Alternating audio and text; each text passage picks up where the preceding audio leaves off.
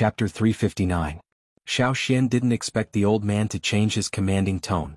He was probably used to ordering people around and couldn't change it in a short time. It was already rare for him to say the word help. Seeing the old man so agitated, Xiao Xian looked in the direction he was pointing. It was another stalk of grass growing on the mountain wall. However, this stalk of grass looked very ordinary without any patterns. Compared to the grass around Xiao Xian's feet, its leaves were slightly narrower and longer. "What kind of grass is that? What's it used for?" Xiao Xian asked. "I don't know." "Xiao Xian. Why are you so agitated if you don't know?" "I'm agitated because I don't know. I've never seen that kind of grass before." The old man stared straight at the mountain wall and urged Xiao Xian, "Hurry up." Xiao Xian shook his head and didn't want to lower himself to the old man's level. However, it was only a matter of time for Xiao Xian to go up the mountain wall and pick the grass. It wasn't difficult, so Xiao Xian didn't think too much about it.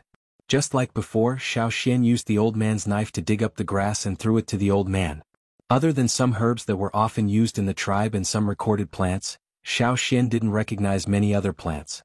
After coming here, there were even more plants that he didn't recognize. Xiao Xian didn't know what was so special about this stalk of grass and wanted to see how the old man would treat it. After carefully observing and smelling it, the old man cut off a leaf and bit the tip, tasting it carefully. "Is there any smell?" Xiao Xian asked. The old man shook his head. "No smell. It's strange, there's not even the smell of grass." "What do you think?" Xiao Xian asked again. "What do I think? I have a bad feeling." The old man commented. "If you don't feel good, why are you still eating?" Xiao Xian watched the old man eat a whole leaf. Then the old man's face began to twitch. It wasn't the kind of twitching from the bitter taste, but from an uncontrollable twitch. His face turned a strange greenish gray. It was poisonous. "Spit it out," Xiao Xian hurriedly said. He looked around, broke off a branch and peeled off the outer skin, intending to help the old man vomit. The old man, whose face was quickly turning green, saw that Xiao Xian was about to touch his throat with the branch. He knew what Xiao Xian was going to do, so he turned his head to avoid the branch. He even reached out his arm to push Xiao Xian. "An Yuan Kai." Xiao Xian was stunned for a moment before he realized that the old man was telling him to leave because he was in the way. "Fine, I'll leave then." Xiao Xian thought to himself, "I'm not the one who got poisoned. Why should I be anxious?" Xiao Xian thought that the old man would vomit himself or take out some hidden herbs to detoxify the poison. However, the old man's behavior surprised Xiao Xian. The old man's face was ashen, and the wrinkles on his face had deepened due to the pain. His entire face was scrunched up, and it was obvious that he was in great pain. After staggering 2 steps, the old man sat down against the mountain wall. "Hey old Jew, are you really okay? Don't you want to eat something to detoxify the poison?" Xiao Xian advised. The old man didn't speak. He just waved his hand weakly and sat there motionless. He didn't speak and his eyes were closed. If it weren't for the slight rise and fall of his chest at first glance, one would think that he had already stopped breathing. His breath was weakening. Xiao Xian stared at the old man.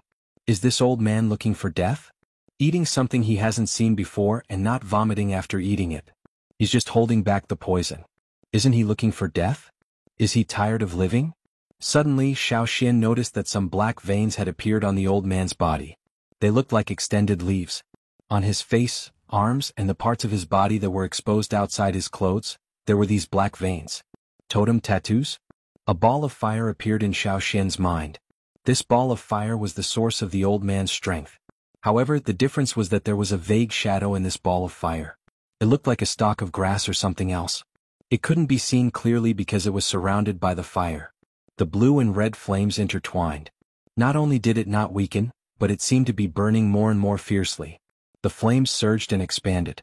Within the ball of fire, there was a faint shadow like a weak seedling growing and growing. Looking at the veins on the old man's body, the original black veins gradually turned into a bright green. The old man's face also began to recede. The aura of death was expelled, and in its place was an extremely strong aura of life. When the old man's face completely disappeared, the green veins also faded away. Everything returned to normal. Just by looking at the old man's current appearance, no one would have thought that the old man had just eaten a piece of poisonous grass and almost died. If Xiao Xian hadn't seen it with his own eyes, he would never have thought of it. No wonder he was so fearless. Just now he had pushed him away with such force. It turned out that he had the ability to save his life. Xiao Xian calmed down. The old man let out a long breath and opened his eyes. He carefully looked at the seemingly inconspicuous grass in his hand that he hadn't put down. His eyes lit up. Seeing the old man carefully put away the grass, Xiao Xian asked, "Are you really okay?" "I'm fine. It's just a little poison." The old man didn't care. His casual tone showed that he really didn't care about the seemingly dangerous situation just now. Only this old man would be like this. If it were anyone else, they would have already died from the poison. "Since I entered the mountain until now, I have already tasted more than 100 types of grass. There are also poisonous ones, but this one isn't the most poisonous," the old man said casually. Xiao Xian caught a glimpse of pride in the old man's eyes. He wanted to praise him, but he directly swallowed it back. He thought that Xiao Xian would be amazed. Who knew that after waiting for a while, when he looked up, the old man saw that Xiao Xian had already left. He didn't care about anything else and hurriedly chased after Xiao Xian. He was still counting on Xiao Xian to help him pick the grass. Before he met Xiao Xian, he also saw a lot of unfamiliar grass, but he couldn't pick it. He even broke an arm, so he could only give up. Now it was different. Having someone to help him pick the grass really saved him a lot of trouble. Because of the old man, Xiao Xian didn't take the shortest route. Sometimes he would climb the mountain to find some plants. The general direction didn't change, but the distance was longer. Xiao Xian followed the old man and collected some poisons and medicines. He also learned about a lot of plants. It was rare to meet someone who would listen to him. When the old man was in the mood, he would tell him about the distribution of various herbs. He had been to many places, so he knew a lot. From the old man's words, Xiao Xian not only learned about various medicinal plants, but also the distribution of some tribes and cities. Overall, this trip was worth it. The old man told Xiao Xian that he could judge what was in a direction based on some flying insects, what kind of changes were happening to the plants there. Different insects had different preferences. If he was looking for something, this could save a lot of time. Of course, in addition to these flying insects, you can also judge by some other beasts such as. The old man was about to point to a small bird and was about to say something when his ears quickly shook twice. The old man's eyes flashed. He didn't care about the bird anymore and looked in a direction. At the same time, he raised his hand to signal Xiao Xian not to make a sound. Xiao Xian looked in that direction. There was a cluster of low grass, which was the densest grass in the area. And behind the grass, there was an animal with grayish-white fur that looked very much like a mouse hiding behind it. After carefully listening to the movements around it, it stuck its head out, propped up its front body, sniffed the air, and then jumped out with a whoosh. "Quick, follow it." The old man suppressed his excitement and whispered to Xiao Xian. Chapter 360. A wild mountain rat could make the old man so excited. It probably had something to do with the 1,000 gold grains that the old man had mentioned. Xiao Xian didn't wait any longer and quickly followed the wild rat. The wild rat ran very fast, but it would stop and look around vigilantly when it stopped. If it didn't find any threat, it would continue to run. Xiao Xian could only use some short trees or tall grass as cover. The plants in this area didn't grow well, so there weren't many things that could be used as cover. It was a little difficult to follow them quietly. For Xiao Xian, even if it was difficult, he could overcome it and successfully follow the wild rat. But the old man couldn't. His hiding skills weren't as good as Xiao Xian's, so he could only follow from a distance. Fortunately, he didn't have to keep an eye on the wild rat. He just had to follow Xiao Xian. After about 20 minutes, the wild rat finally stopped. Xiao Xian stood not far away and watched the wild rat enjoy its food. He turned around and waved to the old man who was following behind him. Even if Xiao Xian didn't recognize the plant, he was sure that it wasn't the 1,000 gold grains that the old man had mentioned. It was just a 1-meter-tall shrub with some red fruits the size of a pinky nail. The wild rat's target was those red fruits. Looking at the wild rat eating the fruit until its eyes narrowed, the old man sighed, "What a pity." However, the old man didn't have much hope. He knew that the 1,000 gold grains weren't easy to find, so he was mentally prepared. After the wild rat enjoyed its food, it slowly ran in another direction. It was still running, but not as fast as before. Some birds smaller than sparrows flew over in the sky and pecked at the fruits. Before the birds finished pecking, the old man quickly grabbed a handful of the fruits and threw them into his mouth one by one. There was a raised stone on the ground next to him. The old man sat there and ate the fruit while looking around the mountain. "Do you know this tree?" Xiao Xian asked. "No, it's my first time eating it," the old man said. Xiao Xian pursed his lips and reached out to pluck a few fruits from the low shrub and tossed them into his mouth. It was a little sweet and the taste was not bad. No wonder the wild rat rushed here. When hunting in the forest, if they saw an unknown plant, even if the fruit looked tempting, the hunting warriors would not touch it unless they saw other animals eating it. Only then would they try it bit by bit and then confirm whether it could be included in the menu. However, this old man obviously relied on his detoxification physique to eat recklessly. Xiao Xian believed that even if he hadn't seen the scene of the wild rat and the bird, the old man would still eat it.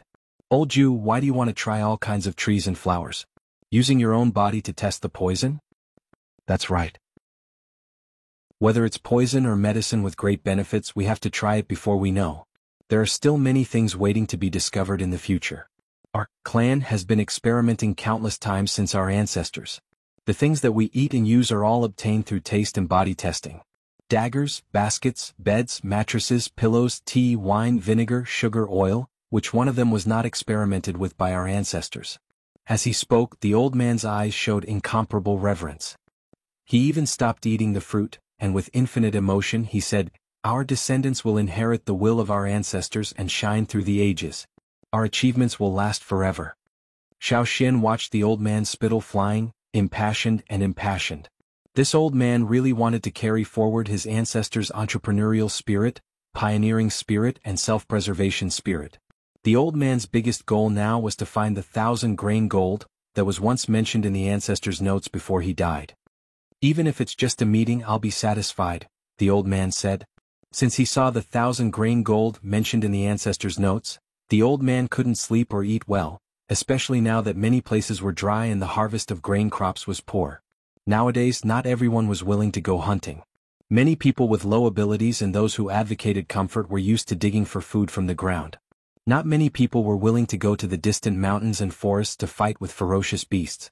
Moreover, there were not many beasts around the places where many people gathered. If they wanted to hunt, they would have to go to further places. Moreover, the dense mountains and forests had been occupied by some fierce tribes. Those people were not easy to talk to. If there was a disagreement, they would start a fight, especially those with horns. If they could find more drought-resistant grain crops, the current situation could be alleviated to a certain extent. As for the rain mentioned by Xiao Xian, there were people praying every year, but unfortunately they couldn't get it. Thinking of this, the old man was angry. Those people claimed to be the descendants of the ancient witch tribe. They collected the salary quickly, but when it came to praying for rain, they found excuses. What a bunch of useless people. After the break, the two continued to walk along the main route, only occasionally going up the mountain. 2 days later, there was still no sign of the 1,000-grain gold. In these 2 days, the old man was poisoned 4 times because he encountered strange plants. One of them even bled from the 7 orifices. It was very scary. Xiao Xian thought that the old man couldn't survive, but after a long time, the old man continued to look for the 1,000-grain gold. In this regard, Xiao Xian had to sigh at the strength of the old man's detoxification system. Most of the time, Xiao Xian listened to the old man talk, occasionally saying a few words, but most of the time he was just a listener. From the old man's words, Xiao Xian could speculate some things. For example, the old man was not from a tribe, but from a city under the jurisdiction of a slave owner. The old man himself was a slave owner. Xiao Xian was the first to see such a slave owner. His previous impression of slave owners was the group of people on the other side of the desert. Now it was rare to meet a slave owner who was different. "No, I'm going to rest for a while. You look around." The old man leaned on a branch and sat down against the mountain wall. "I'm old, I can't compare to the past. Back then, don't think about the past. Go to sleep, and hurry up," Xiao Xian said. Because he was with the old man, Xiao Xian slowed down a lot. He wasn't taking the shortest route either. After walking for 2 days, he didn't feel like there were any trees around him. He wasn't sure if he'd be able to see a dense forest after 2 more days at this speed. Since he agreed to go with the old man, Xiao Xian wouldn't leave him halfway. He was not particularly in a hurry. In this barren place, Xiao Xian hadn't seen a large beast, but he did see a few human skeletons. Glancing around, Xiao Xian recalled the useful plants that the old man had introduced to him today. If he saw them in his field of vision, Xiao Xian would silently review them in his heart. As he was thinking, Xiao Xian heard running sounds. The sound wasn't loud, but listening to the sound and rhythm, it was very similar to the wild rats he had followed before. If it was just one, it wouldn't be a big deal, but Xiao Xian heard several. Could it be that this was a wild rat nest? Xiao Xian stood up and looked in the direction of the sound. Several wild rats came from different directions, running in the same direction. They didn't look like they were running for their lives, but more like the previous wild rat looking for fruit, with eagerness and desire. Old Jew. Hey, wake up, there's a situation with Old Jew. Xiao Xian pushed the sleeping old man. What's wrong? Because Xiao Xian was watching over him, the old man rarely fell asleep without worry. Before he could sleep enough, he was woken up by Xiao Xian, and for a moment he was a little confused. Xiao Xian was about to tell the old man about his discovery, but before he could open his mouth, the old man's ears twitched as he heard the movements around him. This was completely a professional conditioned reflex. When he heard other sounds, he directly ignored them. Only certain sounds could stimulate his nerves in the shortest amount of time. With a shiver, the old man was so excited that he didn't feel sleepy anymore. Looking around, the old man threw away the wooden stick he was using as a crutch and climbed up the mountain wall. The view here wasn't good, so he had to go to a higher place to look. But there weren't any thick trees around, and looking at the surrounding terrain, the most time-saving way was to climb the mountain wall. Hey, slow down a bit. Xiao Xian was afraid that the old man would slip and fall, so he was on guard below. If the old man got excited and fell down, he could still catch him. However, the old man was too agitated to care so much. He only wanted to climb up the ladder. Xiao Xian saw that the old man was having a hard time climbing, so he helped him. After climbing up, the old man's radar-like eyes scanned the surroundings, his ears twitching as he scanned. He was probably trying to distinguish the sounds he wanted from the surrounding noise. Chapter 361. After looking at the wall, the old man's hands and feet were trembling when he came down. He was not afraid but excited. He felt that climbing down was too slow, so the old man let Xiao Xian catch him from below. Without waiting for Xiao Xian to say anything, the old man had already let go of his hand and jumped down. Xiao Xian wanted to curse, but he did not have time to do so. He quickly caught the old man who jumped down. This time it's definitely it. After the old man came down, he hurriedly walked in one direction. That was the direction the wild rats were running towards. Even if it's not the 1,000-grain gold, it must be something special to make these wild rats behave like this. The old man walked as if he was flying. After a good night's sleep, he was much more energetic. This time he used all his strength to keep up. Xiao Xian was also curious about what had made these wild rats so crazy. As he ran forward, some wild rats jumped out from other places. When they saw Xiao Xian, the wild rats only paused for a short while before continuing to run. It seemed that compared to Xiao Xian, the strange creature on the other side was more attractive to them. Therefore, they did not pay much attention to Xiao Xian's existence and only focused on running. There weren't so many wild rats running around before. Why are there suddenly so many of them? Xiao Xian asked. It must be that thing that's about to be cooked. The old man did not say much. He just sped up again. After waiting for so long and searching for so many years, he once again saw hope. Although he had encountered similar situations before, where he did not find the 1,000-grain gold but other precious herbs, this time, he had a strong premonition. Back then, his ancestors' notes also mentioned that when he found the 1,000-grain gold, he saw the activity of the surrounding rats. However, there was too little information recorded in the notes, and the old man could not get much information from it. He could only search again and again. This time it must be. It must be. The old man roared in his heart. From the time Xiao Xian had known the old man until now, although it had only been a few days, it was the first time he saw the old man running so fast. His eyes were filled with fanaticism. At this time, if anyone came to block the way, the old man would probably fight them to the death. The further he ran, the more wild rats he encountered. It seemed that the wild rats living nearby, whether hiding in caves or underground, nearby or far away, all ran out and rushed to the same place as if they were going to a market. They even had a kind of courage to move forward. The commotion in the surroundings also attracted some other animals, but their target was only these wild rats. An animal that looked like a weasel intercepted several wild rats, and then swaggered away with its prey in its mouth. There was also a stupid-looking weasel standing there as if it was going to intercept them. However, the wild rats had an urgent momentum. They did not slow down at all, nor did they change their direction. They rushed over, jumped up, stepped on the weasel and jumped over. The other beasts did the same. Normally, these wild rats would definitely not have the courage to do so. They would definitely avoid the threat. Even if they saw their own kind being taken away, they would not give them a second look and would not stay for a second longer. However, as they got closer and closer to their target, the group of rats grew stronger and the number of robbing animals decreased a lot. Probably after seeing such a situation, they did not dare to hunt alone. If they failed, they would be bitten instead. Xiao Xian and the old man followed these wild rats until they came to a place near the top of a mountain, where they were forced to stop. Why were they forced to stop? Because they could only go this far. Any further and they would be occupied by wild rats. At the same time, wild rats rushed over from afar to join such a huge team. Although this scale was not comparable to the insect swarm led by Sapphire in the desert, this was a barren mountain after all. There were not many animals to be seen on a normal day, so it was shocking to see thousands of wild rats all of a sudden. The wild rats that stopped also wanted to squeeze forward, but there were only rats in front of them. There was no open space at all. The ones at the front were especially big. When they were annoyed by the squeezing, they turned around and bit a few to death to intimidate them. When they saw that the ones at the back had stopped squeezing forward, they turned back with satisfaction and continued to stare at the top of the mountain, at the few plants swaying in the wind. Since they could not squeeze forward, the wild rats at the back stood up and stretched their necks to look obliquely at the top. They were originally a lump on the ground, but when they stood up and stretched, they looked like poles. Xiao Xian also saw the plants growing at the top of the mountain. The upright stalks were very thick, about the height of a person, and the leaves were long and narrow. Several dark golden grains drooped from each plant, giving people a heavy feeling. Gusts of wind blew and the grains swayed. The old man who stopped panted heavily, his nostrils expanding and contracting.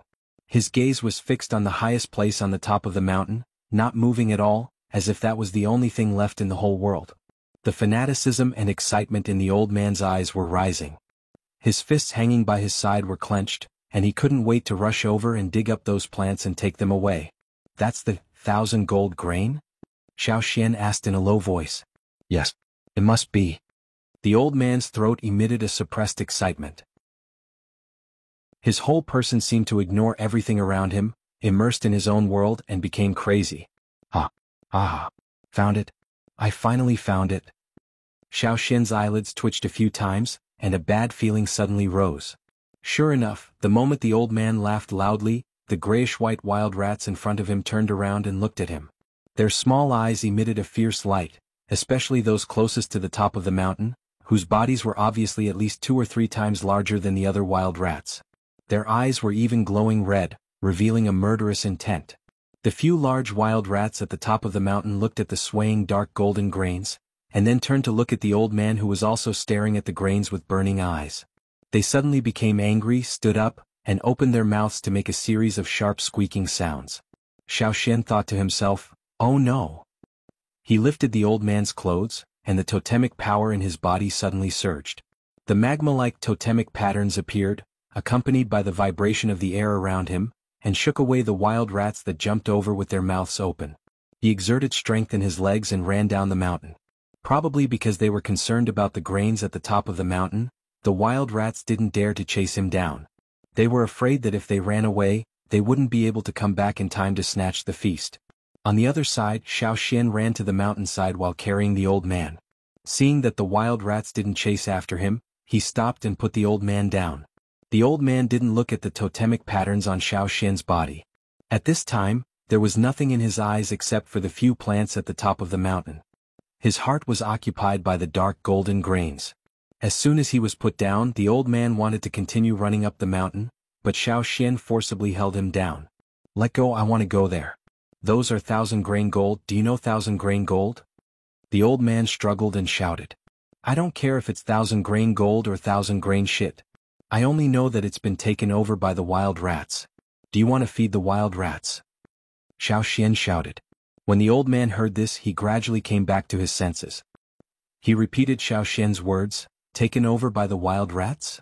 Thinking of the wild rats at the top of the mountain, the old man suddenly became unhappy. No, those wild rats can't spoil them. Fortunately, he was still rational. The old man walked in circles, thinking of the best way. Those grains are not fully ripe yet. The wild rats are probably waiting for the final moment of ripening. We just need to hurry and get rid of those wild rats before the grains ripen. The old man said. "How do we get rid of them?" Xiao Xian asked. It wasn't that he didn't have a way.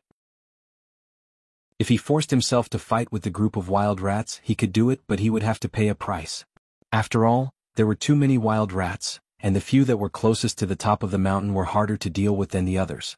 If they fought, there was no guarantee that the plants at the top of the mountain would be intact. The old man also considered all kinds of situations. After thinking for a while, his tightly knitted brows relaxed. He called Xiao Xian, "Follow me." Chapter 362. Xiao Xian followed the old man around the mountain.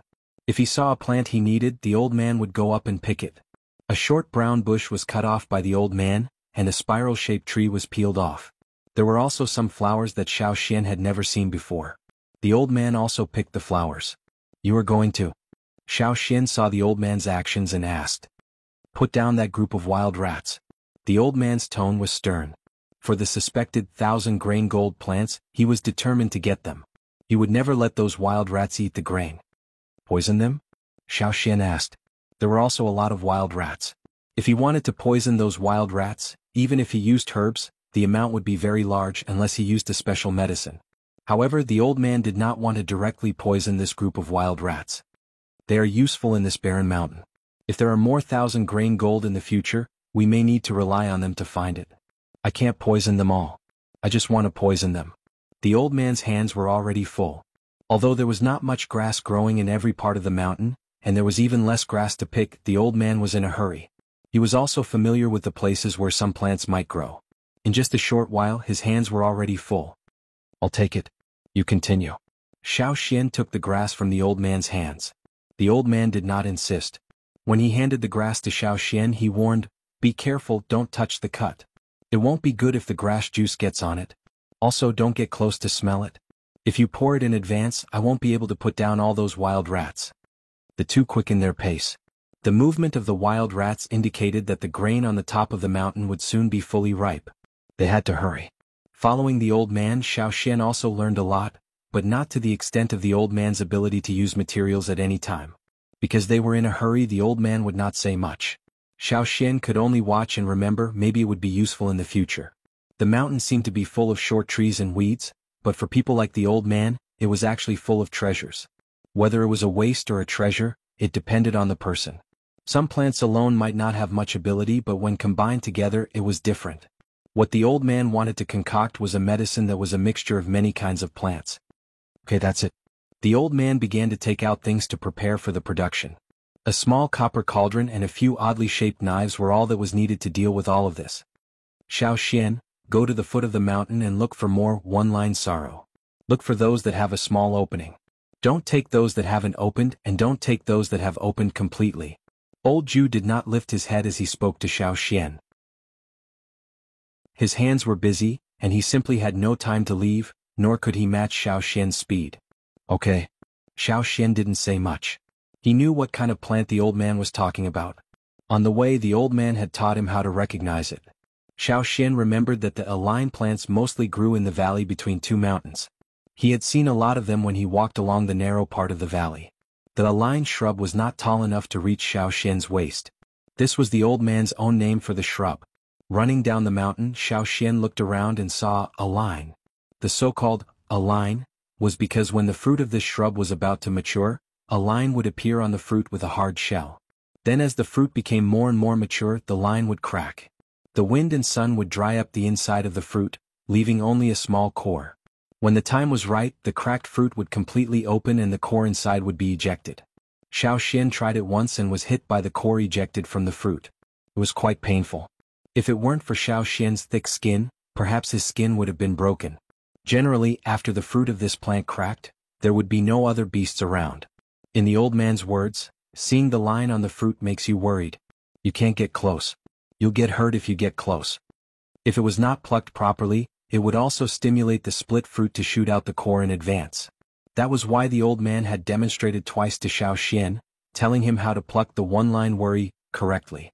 Compared to the previous 2 days, there were more and more fruits with lines and cracks on the tree, but he didn't know which ones were needed by the old man. Some of the cracks were still shallow and may not meet the old man's requirements. After thinking about it, Xiao Xian directly cut off the branches that were more densely packed with fruit. After finding more than 10 trees in a row and cutting off a lot of branches with fruit, Xiao Xian went up the mountain. The old man said that the wild rats on the mountain were waiting for the moment when the ear was really ripe. When the ear reached the most perfect moment, the wild rats could get what they wanted from it. Maybe the bigger rats at the front of the group of wild rats had eaten a lot of 1,000 grain gold and grew up like that. Or after getting it he could also cook some for himself? While thinking, Xiao Xian went up the mountain with the cut branches. When Xiao Xian arrived, the old man had already lit the fire. The various kinds of grass next to it were almost ready. There was a pungent smell coming out of the copper cauldron. "You stay away." The old man waved at Xiao Xian and let Xiao Xian put down the things and move away. After all, Xiao Xian didn't have a detoxification physique like the old man. He was afraid that Xiao Xian would collapse if he smelled too much of the smell. When Xiao Xian smelled the smell, he felt a little dizzy, so he moved his feet and stood about 10 meters away from the small cauldron. The fire was very strong and steam kept coming out of the copper cauldron. The old man squatted next to it and stared, his eyes never leaving the small cauldron. He kept stirring it with his knife. "It's done." The old man shouted excitedly and put out the fire. He picked up the branch that Xiao Xian brought and quickly picked up the fruit that met his requirements. Then he held the fruit in one hand and picked up 2 strange knives with the other hand. He scraped some powder from the small cauldron and poured the powder into the fruit through the gap between the fruit's opening. Each fruit was about the size of a quail egg, and the gap on the fruit was even narrower. However, the old man only held the knife with one hand and used the 2 strange knives to pour the powder in. The powder that leaked out was almost negligible. No wonder he brought so many strange knives. It turned out that he used them for this. After pouring the powder in, the old man covered the gaps with a thin, almost transparent layer of leaf skin. This way the fine powder wouldn't leak out. He quickly poured the powder into all the fruits he picked and sealed the leaf skin. The old man picked up the last fruit with the least amount of powder and looked around. Not far away, a small bird was pecking at insects on the ground. Aiming at the target, the old man flicked his finger, and the fruit flew straight in that direction. It hit the ground and made a caw sound. The fruit was completely opened and the core was shot out. At the same time, the powder inside was also sprayed out. Xiao Xian saw the bird flap its wings twice. It looked like it wanted to fly, but after shaking its wings twice, it fell down. "What do you think?" The old man looked at Xiao Xian with a proud face. Obviously, he was very satisfied with what he had made. Xiao Xian looked at the motionless bird on the ground and then at the completely opened and empty fruit shell. He sincerely commented, "It really is a divine artifact." Chapter 363. On the dry and cracked land, the closer to the top of the mountain, the more cracks there were on the ground. There were fewer plants growing around, and in many places, only exposed stones and dry hard soil could be seen. The wind at the top of the mountain gradually weakened, and the sun was scorching. Many wild rats waiting here had begun to feel thirsty, but they did not leave. Their claws only squeezed forward, not backward. Their eyes were fixed on the changing color of the grain on the top of the mountain, and their necks were itching to be thinner and longer, so that they could better see what was on the top of the mountain. The previous dark golden color gradually became lighter, and the dark surface became glossy. From afar it looked like it was shining with golden light. Squeak! It was unknown which wild rat made a sound. This was like a signal for action, and the wild rats who were holding back their strength instantly moved, rushing forward. The first few big wild rats were about to jump up and bite the grain when they suddenly heard a whooshing sound in their ears. Something shot from behind. Then there was a cracking sound and an unpleasant smell rose around them. The wild rats who smelled these odors began to fall into a trance, and they could not walk steadily. This was just the beginning. Finally, the dense cracking sound rang out one after another, smashing into the crowd of rats. Xiao Xian held his breath, and while smashing the artifact, he quickly rushed to the top of the mountain, and then stood there, smashing while dealing with the rushing rats. The old Manju's medicine had already overturned a large number of wild rats. Although it could not solve all the wild rats, it greatly reduced the pressure on Xiao Xian, and it was easy to deal with the rest. After all, they were just wild rats, not ferocious beasts. Xiao Xian smashed the artifact with one hand, and in the other hand he held a broom-like thing tied with branches. When he saw the wild rats rushing over, he vigorously swept them. In fact, Xiao Xian was more willing to use a fierce weapon, but the old Manju personally made this broom, saying that it was useful to deal with wild rats, so Xiao Xian used it. Sure enough, after being swept by the broom, the wild rats seemed to be contaminated with something they didn't like. They hesitated and didn't want to immediately approach. As for the big wild rats that had jumped up and bit the ears of the grains, after smelling the smell, they wanted to take the grains in their mouths and fall to the ground. Their legs did not stand firm and they rolled a few times, but they were able to last longer than the other wild rats. Knowing that things had changed, they ran away with the grains in their mouths. Unfortunately, they were caught by the old man who was guarding outside. The old man used some of the leftover residue from the previous medicine to paint on the branches and leaves, circling around the wooden stick. After igniting the fire was extinguished and smoke rose from the top. The smell of the smoke was more pungent, but unfortunately, the medicinal properties were far less than the powder that had been refined before. It was impossible to achieve the effect of poisoning. However, it was more than enough to deal with these big wild rats. Seeing Xiao Xian blocking the top of the mountain, the old man felt relieved and concentrated on dealing with the rats that had slipped through the net. These must be the ones with the grains in their mouths. Snatching food from the mouths of rats was what the old man wanted to do now. By the time Xiao Xian finished using the artifacts, a large number of wild rats had fallen on the top of the mountain, like a layer of rat skin carpet. As for the wild rats that had escaped the medicine, when they rushed up, they were swept away by Xiao Xian's broom. After the old man finished dealing with the rats that had slipped through the net, he immediately ran to the top of the mountain next to the plants and carefully touched the bunches of grains. Because he wasn't sure if this was an annual plant, he didn't dare to cut it. Otherwise he would have asked Xiao Xian to cut it all and take it away. He wouldn't have stayed here to fight with the wild rats. Raising his hand in a little bit of force, the old man pulled out all the grains on the grains. Putting all the grains into a cloth bag, the old man called Xiao Xian. "Let's go. Don't worry about the rest of the wild rats." Waiting for the old man's words, Xiao Xian waved the broom, jumped up, and left the place with a few ups and downs. However, when he was out of the rat circle, Xiao Xian caught a few fat wild rats for a meal later. In this barren mountain, it was difficult to see big beasts and it was not easy to eat meat. Taking advantage of this opportunity to catch a few. Take away the grains and leave those in the same place. Are you not afraid of being destroyed by the wild rats? Don't you feel distressed? Xiao Xian asked the old man. If the old man didn't feel distressed about the plants, thinking that there was still research value, Xiao Xian wouldn't have to work so hard and would have just cut it off. The wild rats are not interested in those. They only want to eat these grains. As for the few that are left there, the roots are too deep. It's not easy to dig them out and it's not convenient to take them away. Forget it. Next time, wait for me to go back and bring people over. As long as those few plants did not wither before he brought people over, he would transplant all of them to his own field and study them well. Those wild rats that were drugged woke up. I don't know if they will faint again. Aren't you afraid of their revenge? Xiao Xian joked. The old man holding the bag of grains heard Xiao Xian's words and raised his eyebrows. Revenge? Why should I be afraid? The next time I come, I won't give them a chance to retaliate. The next time he came, he would definitely bring more people, so he didn't have to be afraid of those wild rats. Leaving the mountain and looking for a place to sit down and rest, Xiao Xian reached out to the old man. Take it out and let me see what the legendary 1,000-grain gold looks like. I just went to sweep the wild rats and didn't pay attention to it. The old man hesitated and did not open the bag of grains. Instead, he took out a grain from another small bag and put it in Xiao Xian's palm. Xiao Xian looked at the soybean-sized round grain with a golden shell in his hand. There were teeth marks on it. The wild rats had bitten it.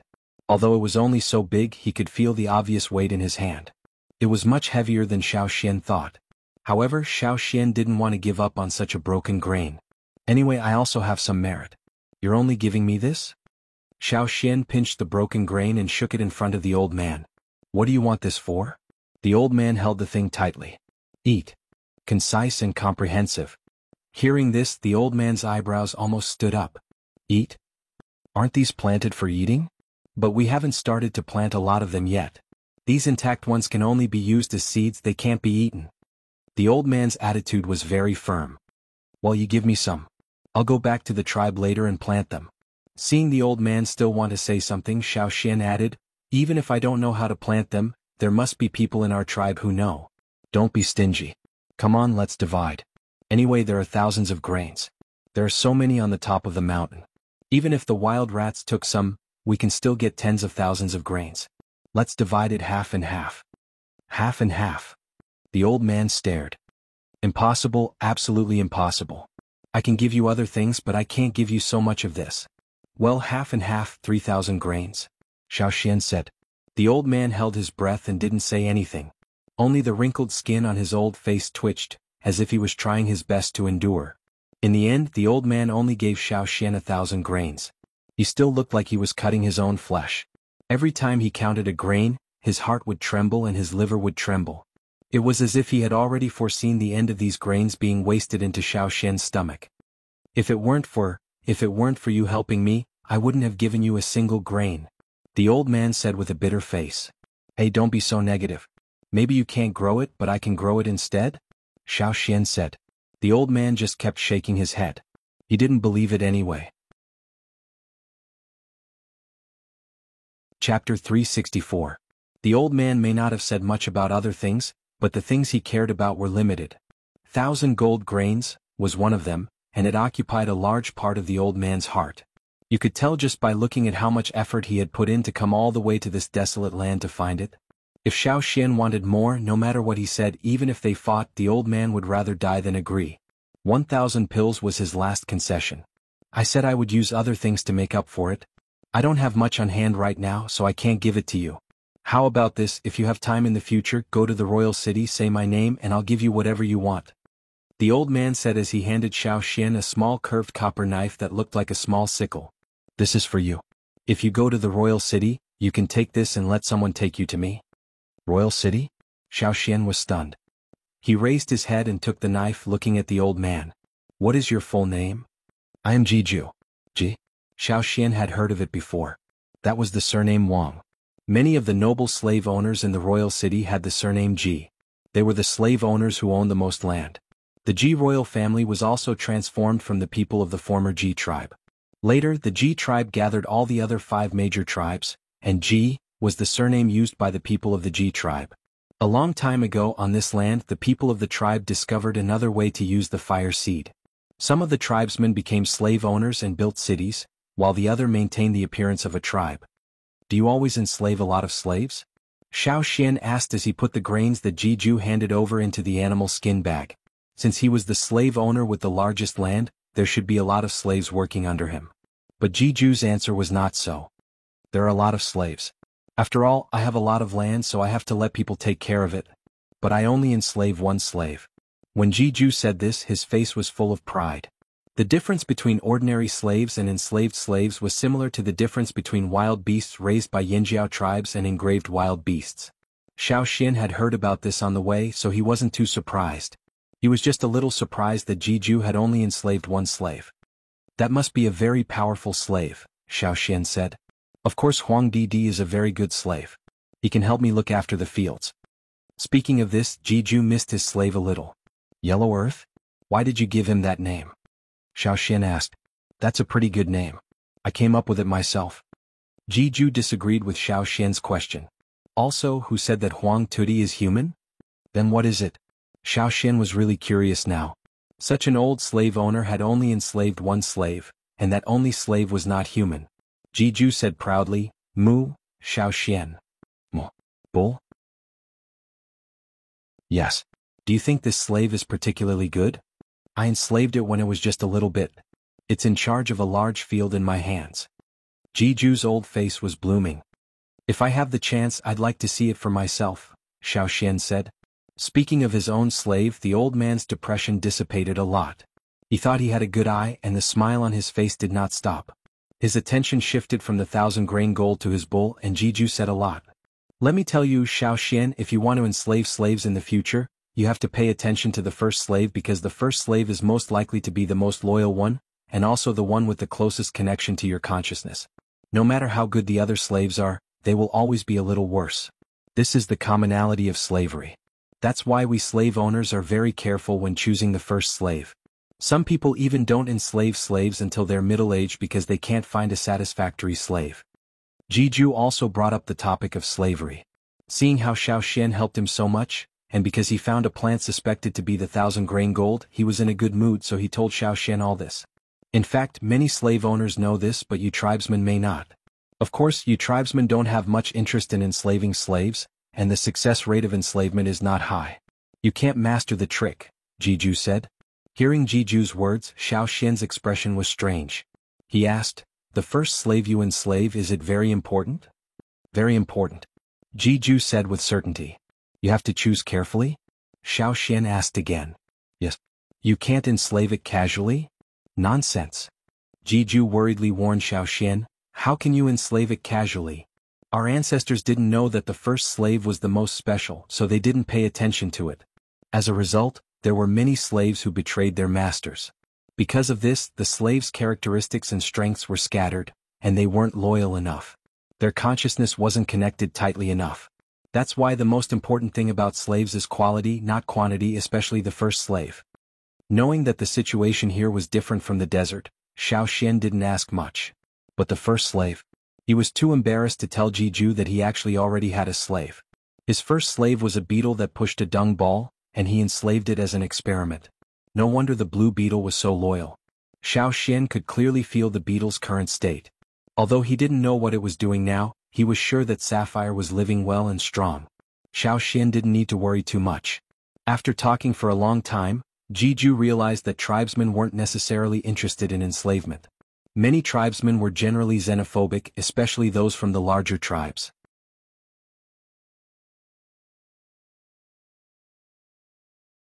Chapter 365. After separating from Jiju, Xiao Xian continued on his journey. Knowing that there was really a Yanjiao tribe here, he felt a lot more at ease. Even if it was still far from the Yanjiao tribe, Xiao Xian still felt relaxed. Without Jiju, Xiao Xian sped up. Along the way he saw some plants and made some herbs. He prepared some poisons and healing medicines which Xiao Xian learned from Jiju. When he encountered good stone, he also made some spare stone tools. This was the advantage of stone tools. They were local materials and did not need to be forged.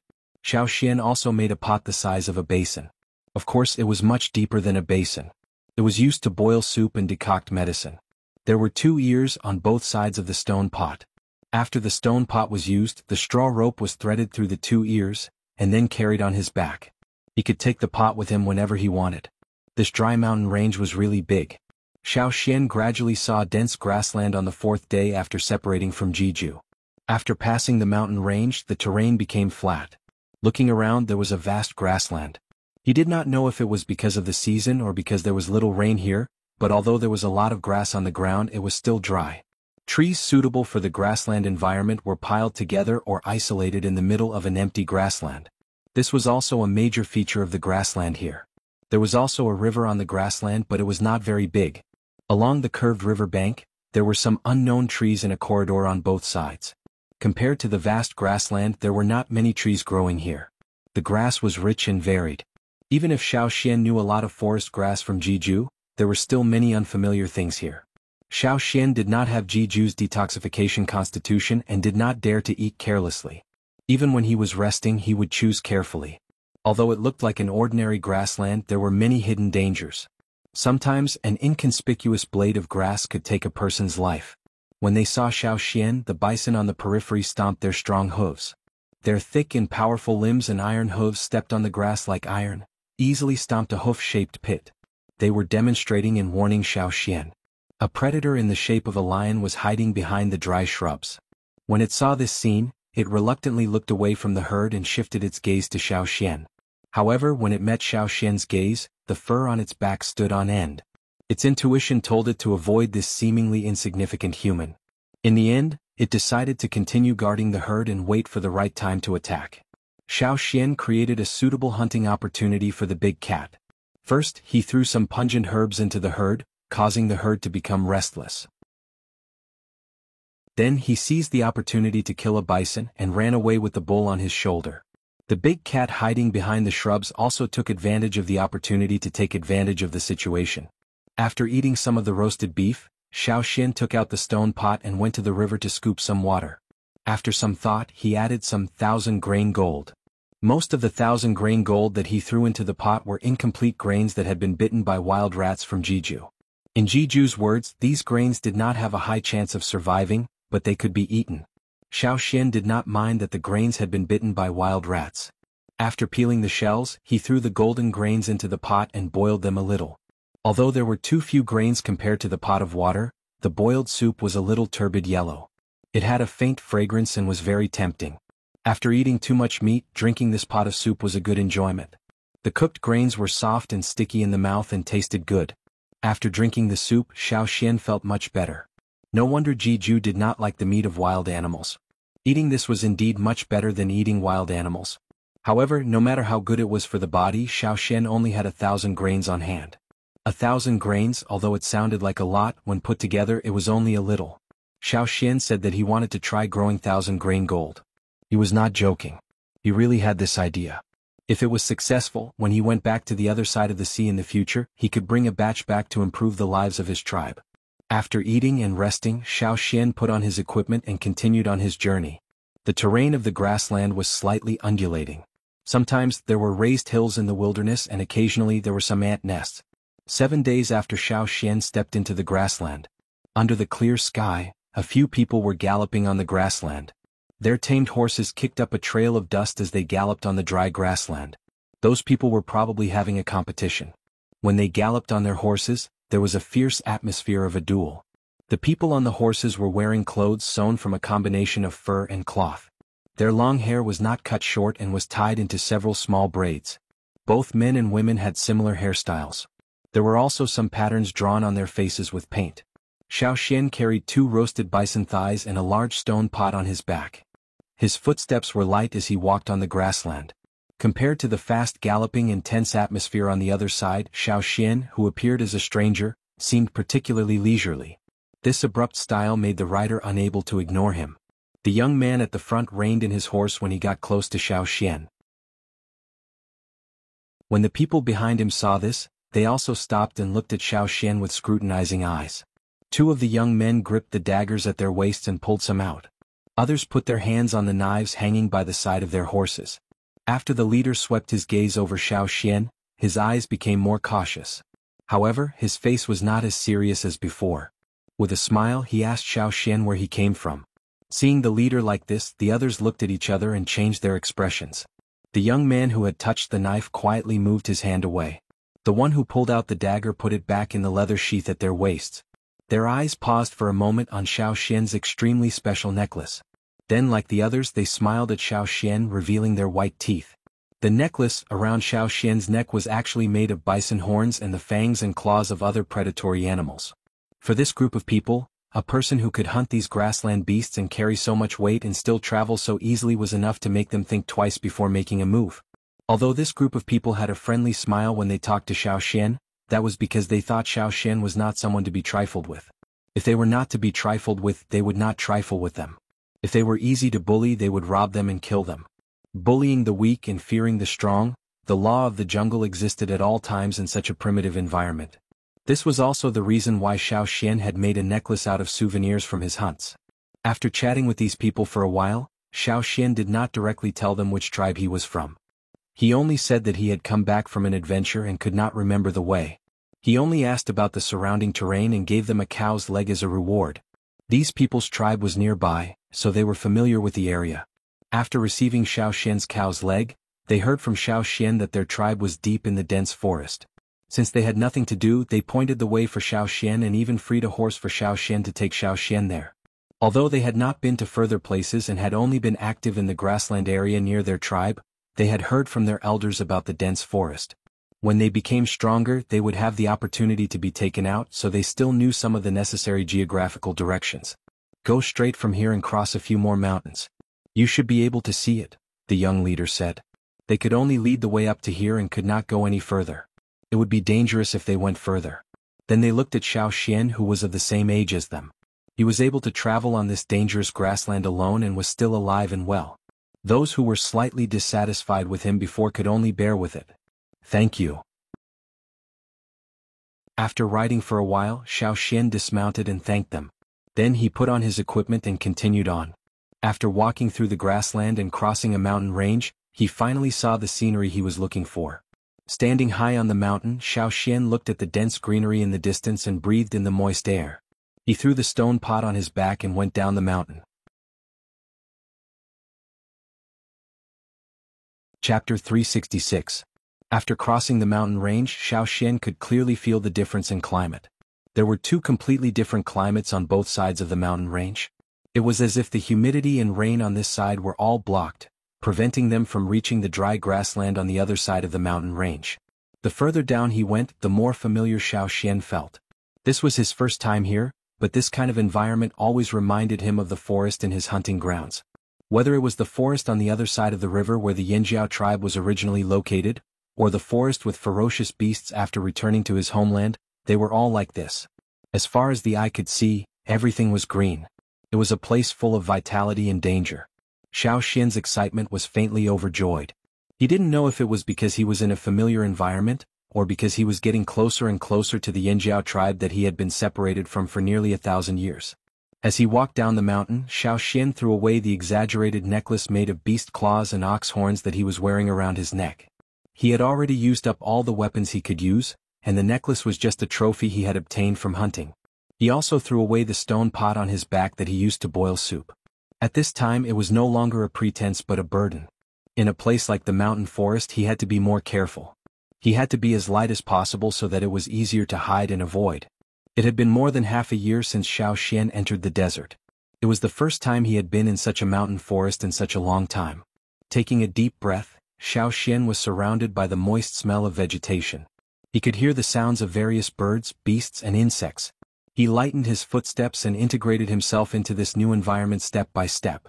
The wide river meandered through the dense forest into the distance. If one stood on a tree, they would be able to see figures swimming under the river from time to time. Sometimes, it was some dark-colored fish and sometimes, it was some giant hunters lurking under the river such as giant pythons. Xiao Xian sensed for a while. Although it wasn't as obvious as the fire seed, he could vaguely determine the location of the Yanjiao tribe. He took out the bone ornament around his neck that symbolized his status as an elder and looked at it. He touched the fiery red ball in the middle of the ornament and thought to himself, I wonder if I can use this identity in the Flaming Horn tribe. Do they still recognize me? Xiao Xian gathered his energy and continued to move in that direction. There were some traces of human activity here. Sometimes there were pieces of cloth, and sometimes there were some incomplete weapons that had been abandoned here. Xiao Xian even saw a human bone under a big tree. It was probably left behind by a beast after a hunter was killed here. After carefully identifying the traces around him, Xiao Xian quickly assessed the various creatures in this place. His footsteps were cautious but not slow. There was a well-camouflaged snake on a branch. At first glance, it was difficult to see that there was a poisonous creature lying in ambush. When Xiao Xian passed by, it wanted to bite him. Unfortunately, Xiao Xian was too fast and didn't give it any time to prepare. In the blink of an eye, he passed by under the tree. The snake lurking on the branch flicked its tongue, adjusted its posture, and continued to wait for the next prey to pass by. In addition to some tools used by humans, Xiao Xian also saw drawings carved on branches and stones. He didn't know which tribe had carved them. Some of the drawings were similar to totems, some were carved with words, and some were written with the names of the prey they had hunted, as if to show off their strength. Xiao Xian glanced at them. He recognized the words but he didn't see any familiar drawings. The style was also unfamiliar. It seemed that they were from other tribes. The Yanjiao people should be farther away and didn't come here often. Since there were people moving around, Xiao Xian not only had to guard against the ferocious beasts lurking everywhere in the forest, but he also had to be vigilant against other people. Sometimes people were more ferocious than ferocious beasts. After entering the forest, the deeper he went, the denser and thicker the trees became. Walking on the soft ground below, he could only feel a little yang-guang cast by the dense branches. On the third day of setting foot in this forest, Xiao Xian was walking in the forest when he suddenly felt a pair of eyes staring at him with a murderous intent. Although the other party tried to hide it, the murderous intent was too strong. With Xiao Xian's hunting experience, he keenly sensed it. He just didn't know if the other party was a human or a ferocious beast.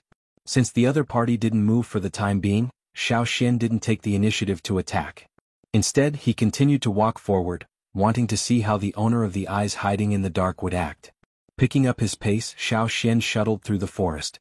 That gaze was still following him closely. The other party's movements weren't slow, and they were good at hiding. If one looked around, they wouldn't be able to find the other party's figure at all. However, when the other party was in hot pursuit, Xiao Xian could clearly hear the sound of a sharp weapon cutting through tree trunks. Even if the sound was very soft, it could be easily covered by the sound of shaking branches. Another gust of wind blew, and the dense branches and leaves in the surrounding forest swayed. The friction between the leaves made a rustling sound. Occasionally there was the sound of birds flying or landing. Identifying the movement behind him from the various sounds, Xiao Xian picked up his pace again. Like a nimble wind, he shuttled through the forest. His feet made several sharp turns, changing directions. After the seventh sharp turn, Xiao Xian found a large tree nearby.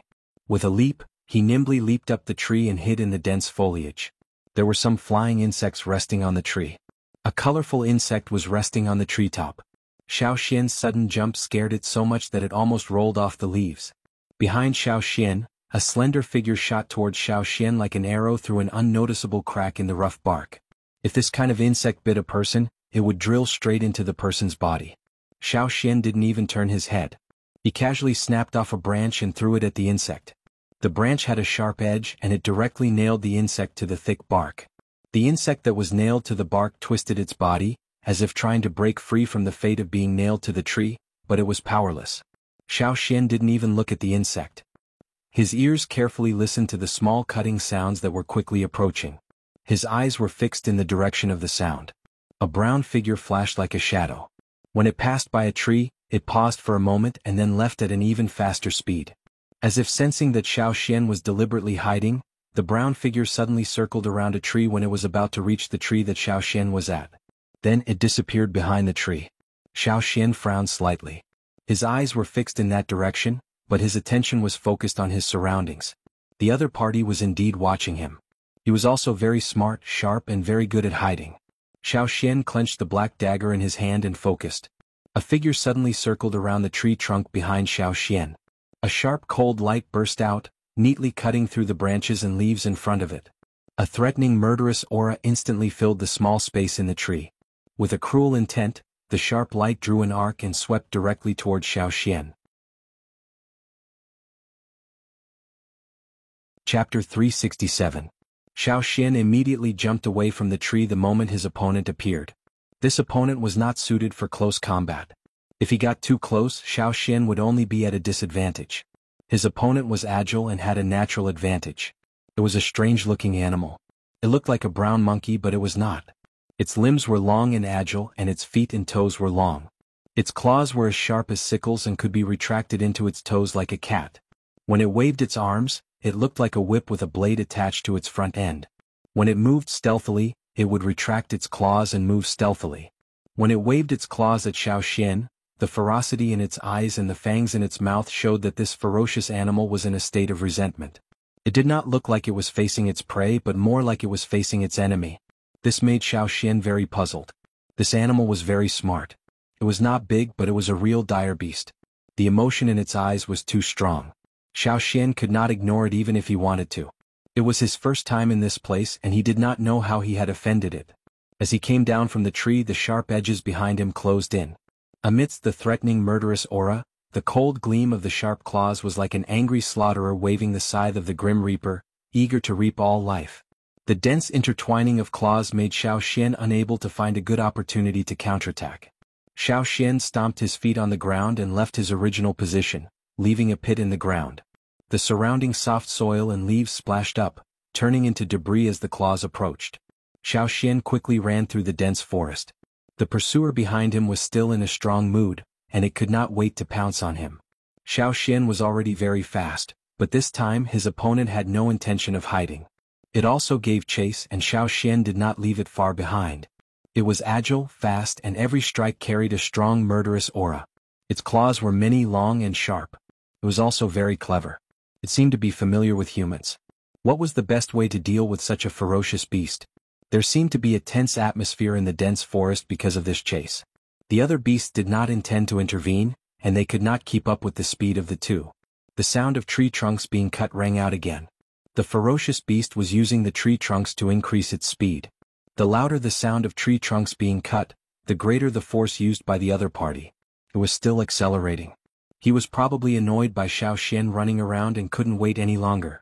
With the way the other party cut it, if it was a slightly thinner tree trunk, it would probably have been cut in half. Cut the tree trunk? Xiao Xian slightly slowed down his speed, and with a quick turn, the totemic power in his body instantly increased. The flame-like totemic patterns almost covered his entire body, and the totemic power in his body rushed to his legs like a flood, causing the muscles in his legs to swell up. After making a sharp turn, Xiao Xian circled around, aimed at a tree, raised his leg and kicked. Crack. The tree trunk, which was as thick as 3 people hugging it, was directly broken.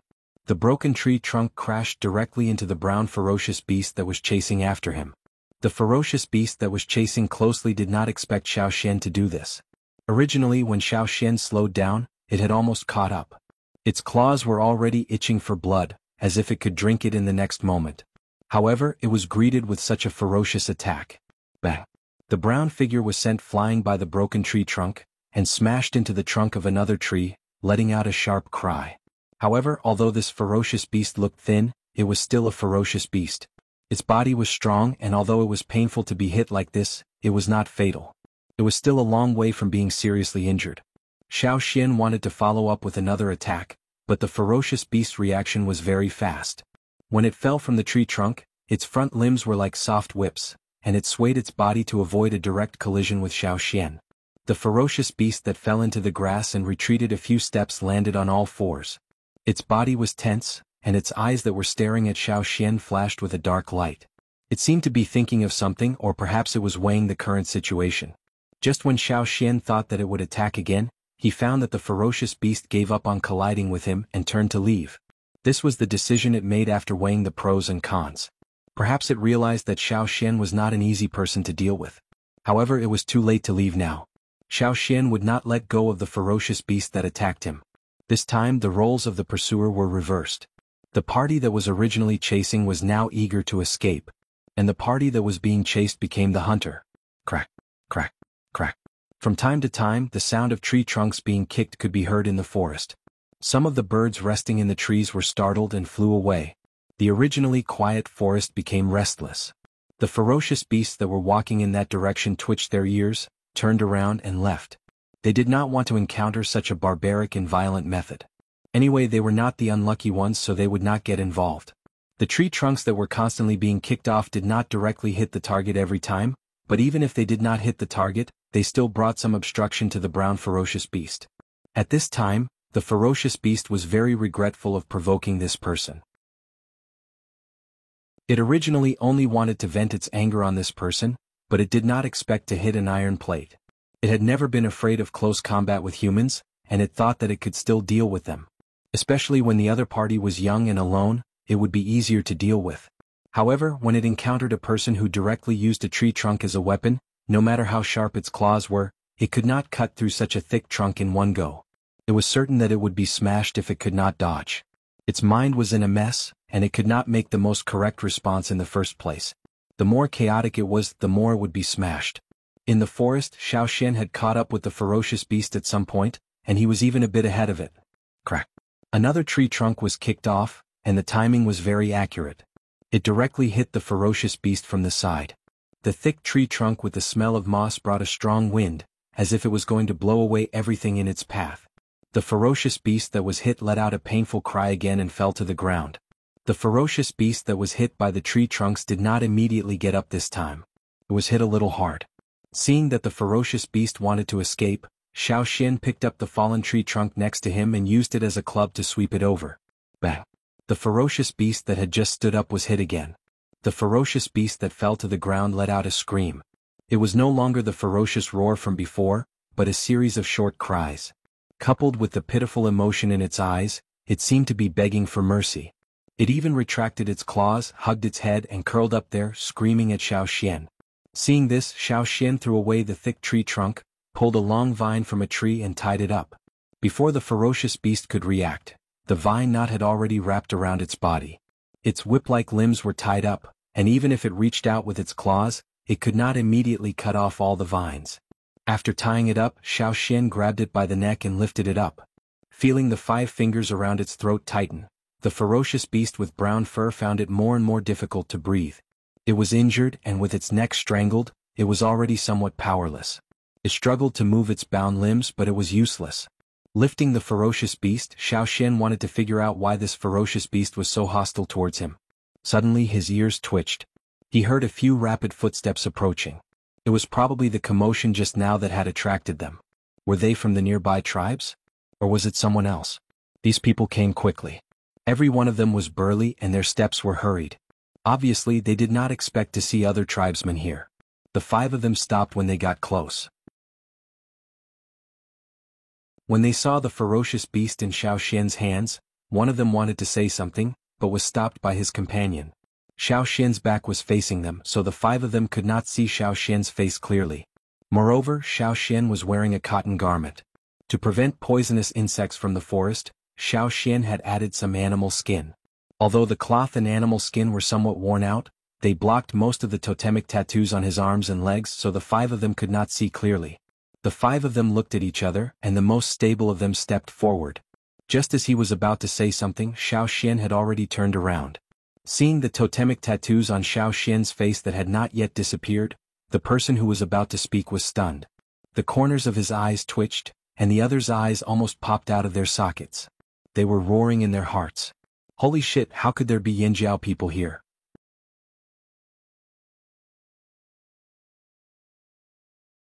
Chapter 368. Their team had chased the long-clawed monkey all the way here. Originally they had been thrown off by the cunning monkey. After losing their target, the team had split up to look for it.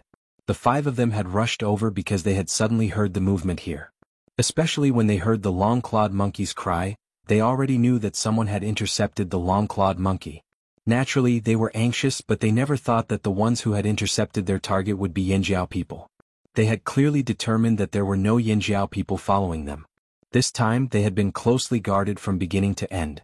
Except for a few people who knew about it, even most of the people in their own tribe didn't know about it. Unfortunately, they had unexpectedly encountered it. They had encountered it so far away. They just didn't know if it was a coincidence or deliberate. Were there other Yanjiao people around? If there weren't, with such a young warrior, they should be able to snatch back the prey with the strength of the 5 of them. The 5 of them had been hunting together for a long time, so they only needed a few glances to know what each other was thinking. Especially the leader, after quickly exchanging glances with his companions, he looked at Xiao Xian. I didn't expect to meet Yanjiao people here. Didn't you go out to hunt? The man asked. Xiao Xian didn't say anything. The other party had misunderstood and he didn't want to correct it. He just let the other party misunderstand. When he didn't understand the situation, the more he said, the more wrong he would be. It was better to listen and get a lot of information. From the tone of the 5 people, Xiao Xian speculated that the tribes these people belonged to were Yanjiao's opponents. Even if they weren't hostile, they were certainly competitors, so he didn't need to be polite. However, this relationship didn't seem to be bad to the point of being irreconcilable. Xiao Xian was thinking about how to treat them. Why do I meet you Yanjiao people everywhere? One of them whispered. His expression was very tangled, with anger and helplessness. His tone was a bit harsh. Although the other party's voice wasn't loud, everyone present heard it clearly. Seeing that the 2 groups didn't seem to have a good relationship, the long-clawed monkey held by Xiao Xian turned its eyes and made a few difficult sounds from its throat. Its tied legs struggled to kick, looking like it was about to be strangled to death. Unfortunately, Xiao Xian didn't say anything and the 5 people just glanced at it. They didn't care whether it lived or died. I'm really sorry, brother from Yanjiao. This long-clawed monkey is the prey we've been tracking, said the leader. The other party's tone was calm, but they didn't sound too intimate. Even if they tried their best to control themselves, Xiao Xian could still see the tension in their expressions. They were on guard and ready to fight at any moment. Xiao Xian looked at the person who had just spoken and raised his chin. Continue. Continue? Continue what? The leader paused, thinking that Xiao Xian didn't take the long-clawed monkey seriously. He was delighted and said, we can use other prey to exchange with you, a vicious beast of similar level with meat. He emphasized the words level and meat. That should be fine, right? Xiao Xian made a gesture of thinking and then said to the 5 people, no exchange. One of the people couldn't help but point at Xiao Xian and threaten him.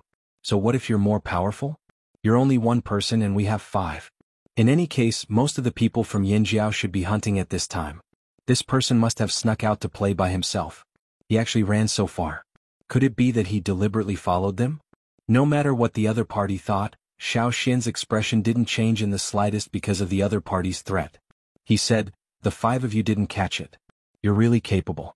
Since I caught this long-clawed monkey, it's my prey. What does it have to do with you? The 5 people didn't know that their attitude had been exposed, and that it had also decided Xiao Xian's choice. If they had revealed that they had a good relationship with Yanjiao, Xiao Xian wouldn't have rejected their words so directly and mercilessly. Seeing the other party move, Xiao Xian said again, what, do you want to rob it? If you don't exchange, we can only rob it. The leader of the other party didn't have the calm expression he had before. His eyes suddenly changed and he was full of murderous intent. Facing such a person with a slightly lower strength would certainly be a lot of pressure. Xiao Xian chuckled. Just with you? They were angered by Xiao Xian's attitude. They knew that the Yinjiao people's threats were mostly ineffective, so they were prepared to rob it.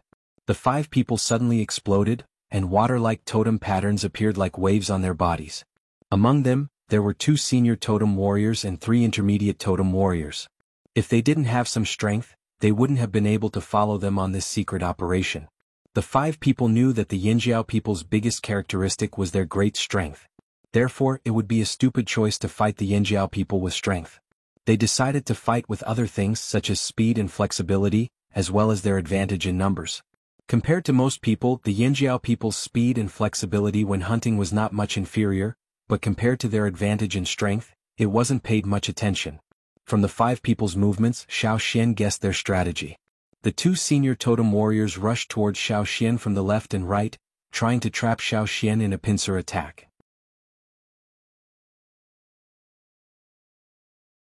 In the face of the people who were closing in on him, Xiao Xian's feet didn't stop, and his body was still running.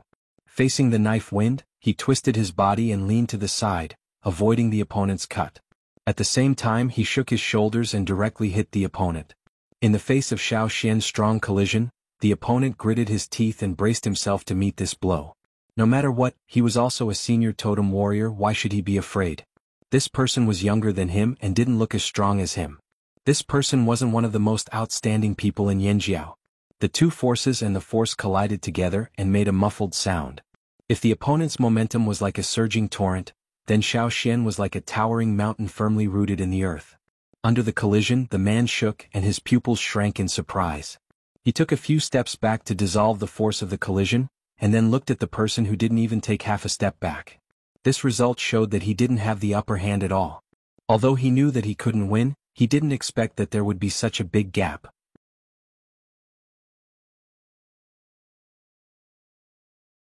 Chapter 369. After knocking one person away, Xiao Xian didn't retreat. Instead, he stomped on the ground with both feet and turned around to throw a punch. The power of the punch was like a cannon, no less than the force he used to kick the tree trunk when he caught the long-clawed monkey. In the face of such a powerful punch, the person chasing after Xiao Xian could only dodge first.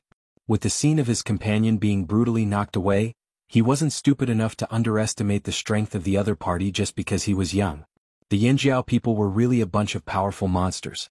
No matter how much these 2 people criticized the strength of the Yinjiao people, they had already achieved their goal. They had delayed Xiao Xian and then let their 3 companions take the prey away. Now, even if this Yinjiao person chased again, he might not be able to catch up, right? Just as the 2 people thought this, Xiao Xian moved. Ignoring these 2 people, Xiao Xian chased after the 3 people who took the long-clawed monkey away. When hunting, speed was very important. Many prey in the forest ran like the wind. Even if the body of the wild boar looked heavy, when it really ran at full speed, not everyone could catch up. Therefore, from the beginning of the hunt, the Yinjiao people didn't ignore the importance of speed. It was just that people's impression of the Yinjiao people was always based on the characteristics of great strength, ignoring their other abilities. Xiao Xian's speed was at the forefront of the tribe.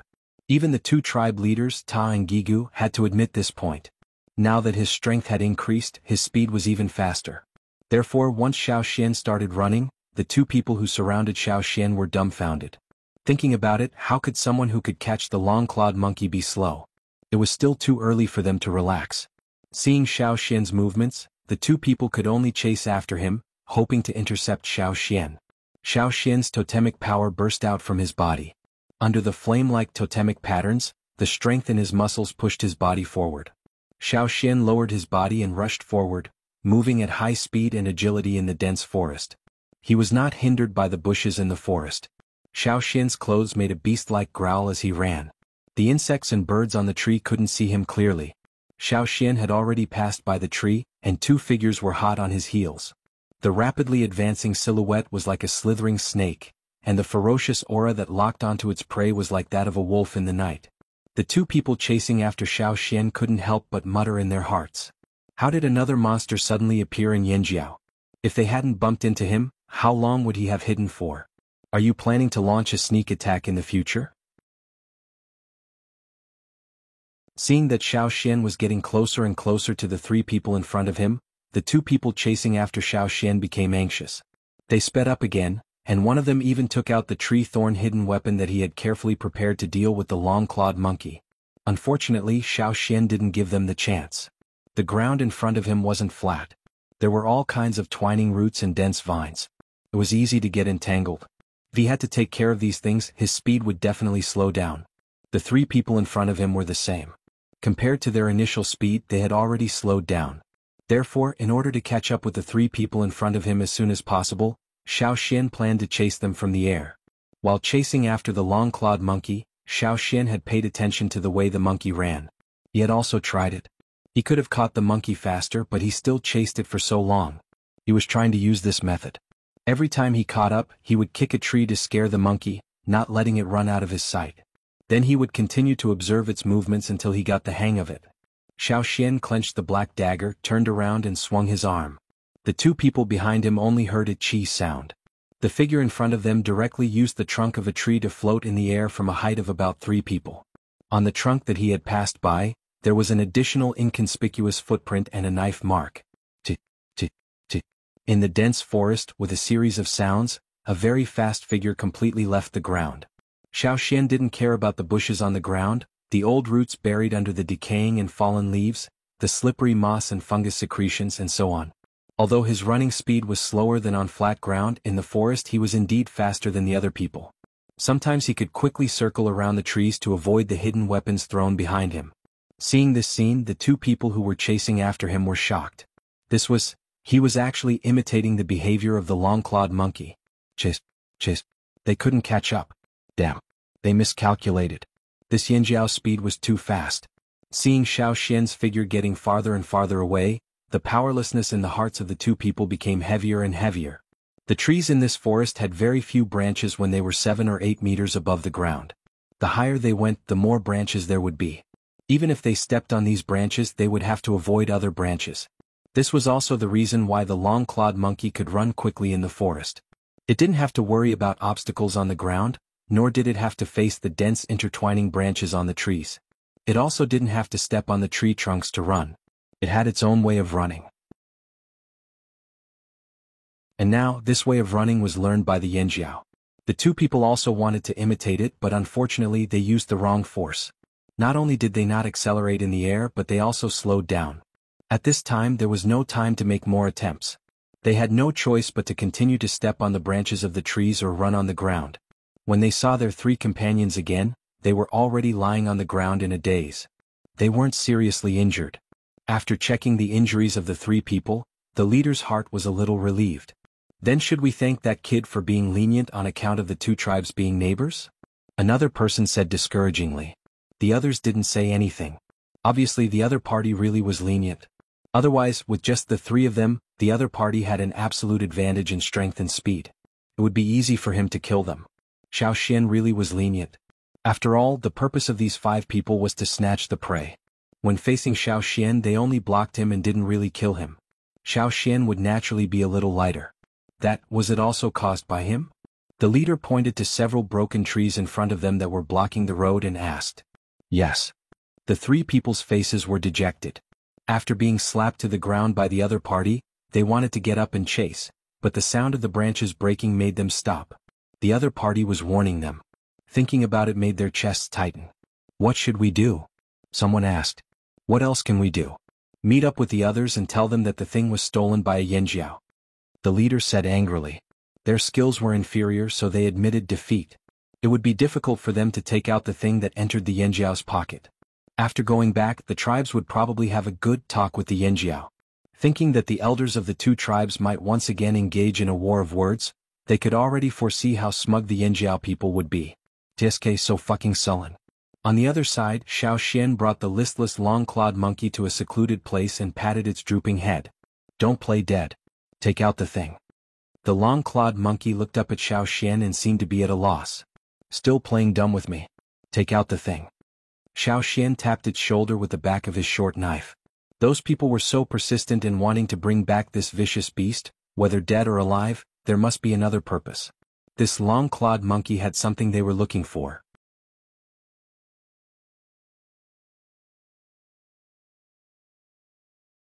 Chapter 370.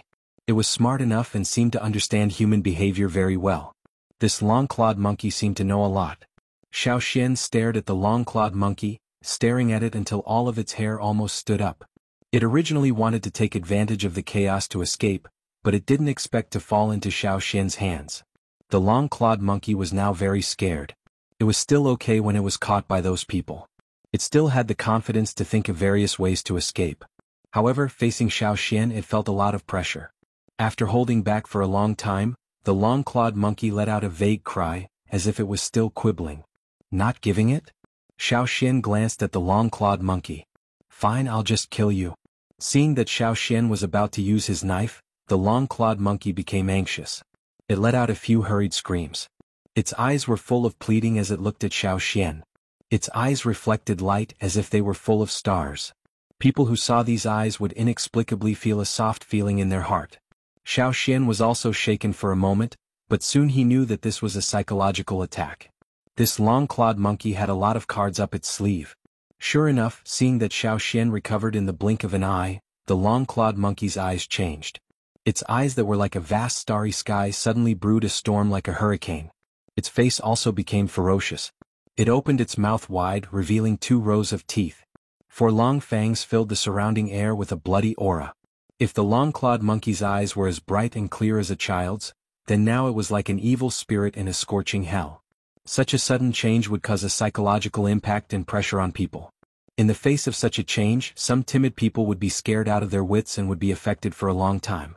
Their behavior would also be affected due to panic and make mistakes. Xiao Xian slightly stepped back, but he didn't panic. He raised his hand and placed it not far from the long-clawed monkey's forehead. Under the fierce gaze of the long-clawed monkey, a blue flame emerged from his palm. The long-clawed monkey's ghost-like expression stiffened, and the viciousness in its eyes completely disappeared, leaving only fear. A sharp cry came from its throat as it tried its best to move its legs to avoid Xiao Xian's palm. It wanted to leave this place, but it was bound by the vines and couldn't break free. It couldn't run at all. What do you think? The choice is up to you. If you tell me honestly, I can let you go.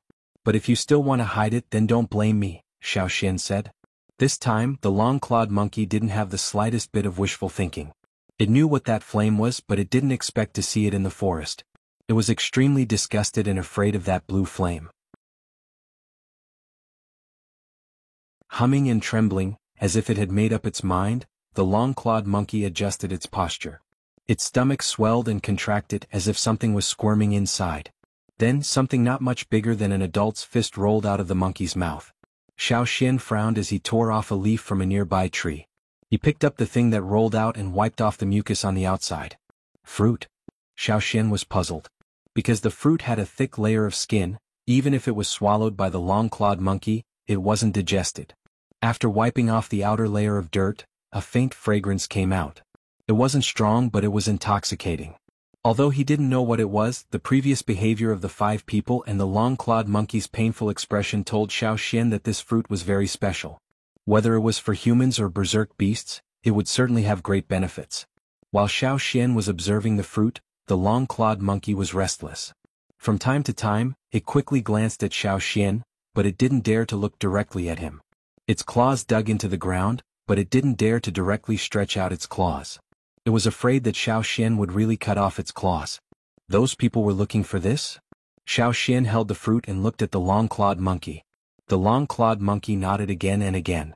Xiao Xian nodded, and then under the reluctant gaze of the long-clawed monkey, he wrapped the fruit in clean leaves and put it in his animal skin bag. Seeing Xiao Xian looking at itself again, the long-clawed monkey quickly withdrew its gaze from the fruit. Its body curled up and looked at Xiao Xian eagerly, waiting for Xiao Xian to fulfill his promise. Xiao Xian didn't really want to enslave this long-clawed monkey.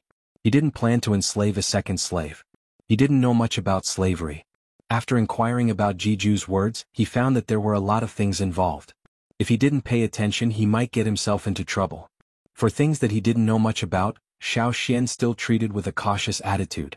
Picking up the stone knife, under the frightened eyes of the long-clawed monkey, Xiao Xian waved it. The long-clawed monkey, who closed its eyes in fear, felt the bindings on its body loosen. It suddenly opened its eyes and a flash of joy appeared in its eyes. For a moment, it thought about whether or not to grab the fruit back, but it still rejected the idea. This person was different from the people it had met before. It was lucky to escape this time. If it were to court death again, it would probably become this person's food. No longer thinking about it, the long-clawed monkey suppressed the emotions in its heart. It was about to leave when it heard Xiao Xian say, "Wait a minute." The long-clawed monkey's footsteps stiffened. It turned around like a rusty robot, wondering if Xiao Xian was going back on his word. "Do you know the Yanjiao tribe?" Xiao Xian asked. The long-clawed monkey was stunned by this question, and then it raised its hand and pointed in a direction with some doubts. It made a squeak sound as if it didn't understand why Xiao Xian said this. Instead, it asked Xiao Xian if he was pointing in the direction of the Yanjiao tribe. It had seen the Yanjiao people and could feel that Xiao Xian and the Yanjiao people's breath were similar, so it was confused after hearing Xiao Xian's words. In that direction? Xiao Xian looked and it was consistent with the route he had decided on. Squeak. The long-clawed monkey vigorously nodded. No matter what Xiao Xian meant, it just nodded. "Okay, you can go." Xiao Xian waved his hand. This time, the long-clawed monkey didn't leave step by step. Instead, it fiercely kicked its legs and its figure flashed and disappeared. It ran very eagerly and secretly decided that if it saw Xiao Xian in the future, it would take a detour. After sorting out his things, Xiao Xian continued on his way. The 5 people that Xiao Xian got rid of after meeting up with their companions, looked around the forest, but didn't see Xiao Xian's figure. Seeing that the time set by the chief was getting closer and closer, they could only go back with a belly full of unwillingness. They were the people of the Taihe tribe, which was adjacent to the Yanjiao tribe's territory. Quarrels were common. If the thing was stolen by someone else it would be fine, but it just had to be a Yanjiao person, so they felt very sullen. When the team that went out to hunt down the long-clawed monkey returned to the Taihe tribe, they told the chief and other elders that the operation had failed, and that the thing was stolen by a Yanjiao person. As expected, whether it was the chief or the several elders, they all had a belly full of sullen anger. Previously, when a warrior of their tribe went out to hunt, he found a rare fruit that was about to ripen in the forest, but there were many fierce beasts lying in ambush around. With only 2 or 3 people, it was impossible to safely snatch it, so they immediately returned to the tribe and secretly told the chief. The fruit was a kind of fruit that could gently improve the strength of a warrior. It was very rare because there were many animals in the forest that liked the fruit. The fruit was also very good for their improvement. Moreover, the smell of the fruit was very light, and the animals in the forest had a much more sensitive sense of smell than humans. Perhaps they could detect the movement of the fruit from thousands of miles away, but humans couldn't. This was also the reason why these animals could always find the fruit before humans. The reason why the fruit was rare was that after many fruits ripened, they would be snatched by various fierce beasts before humans could find them. Historical experience and lessons taught the people of the Taihe tribe that after finding a good thing, the first thing to guard against was not the various fierce beasts lurking around the fruit, but their barbaric neighbor, the Yanjiao tribe. Therefore, in order to get the fruit back, after the chief and several elders of the Taihe tribe discussed with each other, they didn't make this matter public. Instead, they secretly sent a team to carefully avoid the sight of the Yanjiao tribe and secretly went to the place where the fruit was located. They would wait for the fruit to ripen and snatch it back. It just so happened that the Yanjiao tribe was in the middle of a hunting activity, so they didn't notice the movements of the Taihe tribe. Unfortunately, when the people of the Taihe tribe were snatching the fruit, a very fast long-clawed monkey was 1 step ahead of them and swallowed the fruit. Therefore, 2 of them went back to the tribe to inform the chief of this matter, while the others chased after the long-clawed monkey.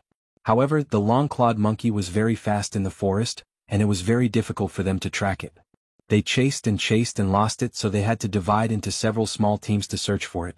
The large forest was far away from the tribe, and the environment was relatively unfamiliar, so it was difficult for them to find it.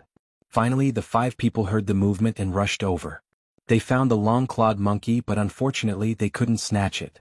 Looking for the fruit, it was snatched by the long-clawed monkey. Catching the long-clawed monkey, it was snatched by the Yanjiao tribe. Snatching it from the Yanjiao tribe, they lost. Snatching it, they couldn't snatch it. Fight? They couldn't beat it. They tried to guard against it, but in the end they still couldn't guard against the Yanjiao tribe. How could they not be angry? A gray-haired elder of the Taihe tribe felt the fire on his head, and his beard was sticking up. He pointed at the people who came back and scolded them and finally concluded, "You can't even beat a Yanjiao tribe." The people who were being scolded lowered their heads and thought in their hearts, "What do you mean by, can't even beat a Yanjiao tribe? Is it easy to beat a Yanjiao tribe? It's easy to say, but why don't you fight?" Aren't you the same old man from Yinjiao every time? They only dared to think about it but didn't dare to say it out loud. Not being able to beat a Yinjiao tribe was indeed not something to be proud of. Clearly, their tribe had more people than the Yinjiao tribe, so why was it that the Taihe tribe suffered most of the time? And on the Yinjiao tribe's side, after a fierce hunting activity, the team also brought the prey back to the tribe. Along the way they met a few old rivals of the Taihe tribe. Hearing the other party's sarcastic words, the leader of the team was baffled. He knew every word of the other party's words, but why couldn't he understand when they were connected? Were these Taihe people crazy?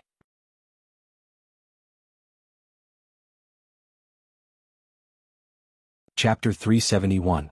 After the hunting team leader returned to the tribe, he was called to the chief. Every time he came back from a hunt, he would have a small meeting to report the results of his hunt.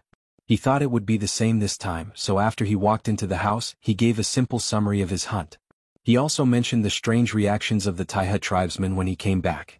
He was then told that the Taihe tribesmen reacted that way because they were beaten up again. Why did he say, again? It couldn't be helped. The two tribes were so close to each other. Although there weren't any major conflicts, there were always small conflicts. Most of the time, the Taihe tribesmen were weaker. After a while they got used to it. So, in the eyes of the hunting team leader, it was normal for the Taihe tribesmen to be beaten up. Was there a need to mention it? It wasn't even a need. In this kind of environment, the weak listen to the strong. If you lost, don't talk nonsense. But this time, not only were the Taihe tribesmen beaten up, they were also robbed of something good. As for what it was, they didn't know yet. They only knew that the Taihe tribesmen spent a lot of effort to get it, but it was still robbed by the Yinjiao tribesmen. The Yinjiao tribesmen knew that if something was already in the hands of the other party, the Yinjiao tribesmen wouldn't do anything. But if the other party didn't get it, the Yinjiao tribesmen would dare to rob it. Whoever had the ability would get it. And this was because the Yinjiao tribesmen didn't do anything to the Taihe tribesmen. If this happened to other tribes, a bloody battle would be inevitable. So, when the hunting team leader heard that his tribesmen robbed the other party's goods again, he was very happy. The hunt went smoothly and his good mood went up another level. He lay on the chair, crossed his legs and looked at the young men standing next to him. His eyes were kind and loving. These were all excellent warriors of the Yinjiao tribe. Although they were young, they were all very talented. He heard that the one who robbed them was a young man, and he beat up Fei-Ong and the others from the Taihe tribe. Fei-Ong of the Taihe tribe was a high-level warrior. If he could rob and beat up their people, his strength should be. The head of the hunting group glanced at the few of them, then reached his hand into the animal skin bag and took out a palm-sized jade stone. The color of the jade was dense and slightly transparent. Even from a distance, one could feel a sense of calmness and gentleness. Taking out the jade, the leader of the hunting group said in a gratified tone, "Who is the one who hit and robbed the goods? Come out and let me praise you. I'm so happy today. I'll give him a piece of jade that I got by chance during this hunt." Normally, the leader would not be willing to take out the gem as a reward, but he was in a good mood today, so he took it out to liven things up. However, after he finished speaking and waited, no one stepped forward. What? No one wants to receive the reward? The leader asked in surprise. Still no one made a sound. Crow slash? Tao Zheng? What? Everyone he looked at and asked shook their heads in denial. The three young men were still puzzled. They didn't participate in the hunt, but they were called here for questioning. But they didn't do it, so what if there was a reward? They couldn't lie to the chief and the leaders, could they? The smile on the leader's face slowly disappeared. He seemed to have realized something. He looked at the few people beside him and the chief sitting at the head of the table. He straightened his body. What's going on? Only then did he realize that the atmosphere in the room was a little strange. When he was called here, he was too excited to notice. Now that he had calmed down, he realized that everyone was serious. Including the chief and the shaman, they were all silent. Looking at their expressions, they seemed to be thinking about something important. Guangyi, tell us what's going on? The leader looked at the people beside him. A middle-aged man sitting next to him sighed and said, "Although we were very happy when we heard about this, after asking, we found that no one admitted it." "You mean? That means this might not have been done by our people." Guangyi sighed. "How is that possible? How could this not have been done by our people?" The leader was confused. The others glanced at him, thinking, what does he mean by, how could it not have been done by our people? Is this all the Yinjiao people can do? But this really needed to be investigated. Could it be that someone is pretending to be a Yanjiao person? Or are the people of Taihe lying and blaming us for this? Asked the leader of the hunting team. The chief sitting at the head of the table shook his head. From what I know, the possibility of them lying to us is not high. No matter what, we must take this seriously. An old woman with a head full of silver hair and many accessories sitting beside the chief said in a low voice. Don't tell anyone else about this for now. We'll talk about it after the investigation. The chief said. Seeing that the chief and shaman had spoken, the others nodded, yes. The meeting was adjourned. The leader saw Guang Yi leave and called out, Hey Guang Yi, where are you going? I still have something to ask you. Go ask someone else. Guang Yi walked in front without looking back. He waved his hand impatiently and continued walking. Seeing this, the leader could only ask someone else to find out more about this incident. This was really strange. On the other side, after Guang Yi left the chief, he walked with his head down, wondering who was behind this. Was it a Yanjiao person? Or was it the flaming horn bloodline that had been left behind? The possibility was not high.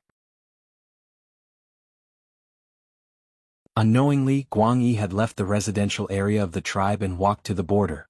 It was quiet here, suitable for thinking.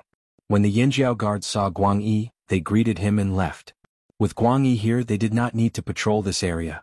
Plus, Guang Yi seemed eager for them to leave. Guang Yi only gave a casual to the guards and did not look at them. It was the same whether he looked at them or not. Guang Yi continued walking until he reached the river at the border. They had dug this river themselves. Although it was not big, it kept some beasts away. It was the tribe's first line of defense. Since he was here, Guang Yi did not plan to leave immediately.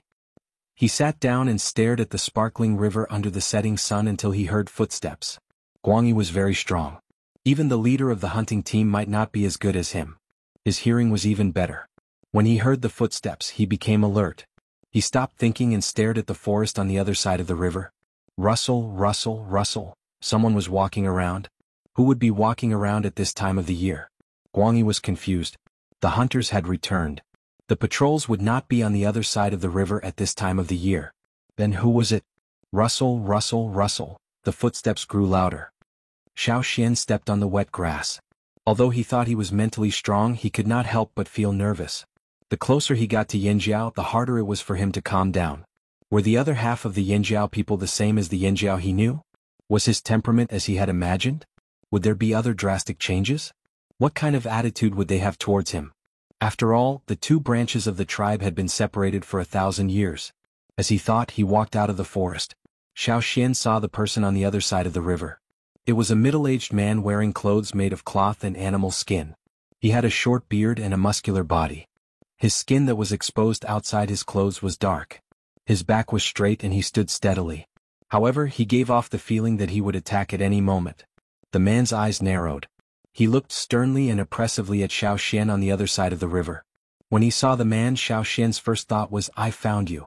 As for Guang Yi, he frowned when he saw the young man. He scolded him sternly, What are you doing outside at this time of the year? Xiao Xian? He had thought of all possible reactions when he saw a tribesman. The only reaction he did not expect was this. Seeing the confusion in Xiao Xian's eyes, Guang Yi said sternly, What are you waiting for? Come here. Guang Yi walked back a little and kicked a tree as thick as two people into the river. Looking at the tree floating in the river and the uncle's scolding gaze, Xiao Xian thought, Forget it, I'll go over first. He jumped up and landed on the tree. Using the buoyancy of the tree as support, Xiao Xian jumped up again and landed on the riverbank. Looking back, Xiao Xian saw the uncle dragging a piece of wood floating on the river to the shore. There was a straw rope tied to one end of the tree. After crossing the river with the help of the tree would be pulled back and placed on the bank. It would be used the next time someone crossed the river. Tossing the tree aside, Guang Yi saw Xiao Xian still standing there and was displeased. What are you standing there for? Go back. What time is it now? Why are you still strolling outside? Xiao Xian scratched his head. What did he mean? Was he acting friendly? Didn't seem like it. Looking at the man walking forward with his hands behind his back, Xiao Xian wanted to ask, Uncle, did you get the wrong person?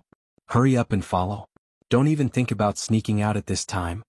Guang Yi's face was scolding, his gaze so stern it was like he wanted to nail someone to the ground.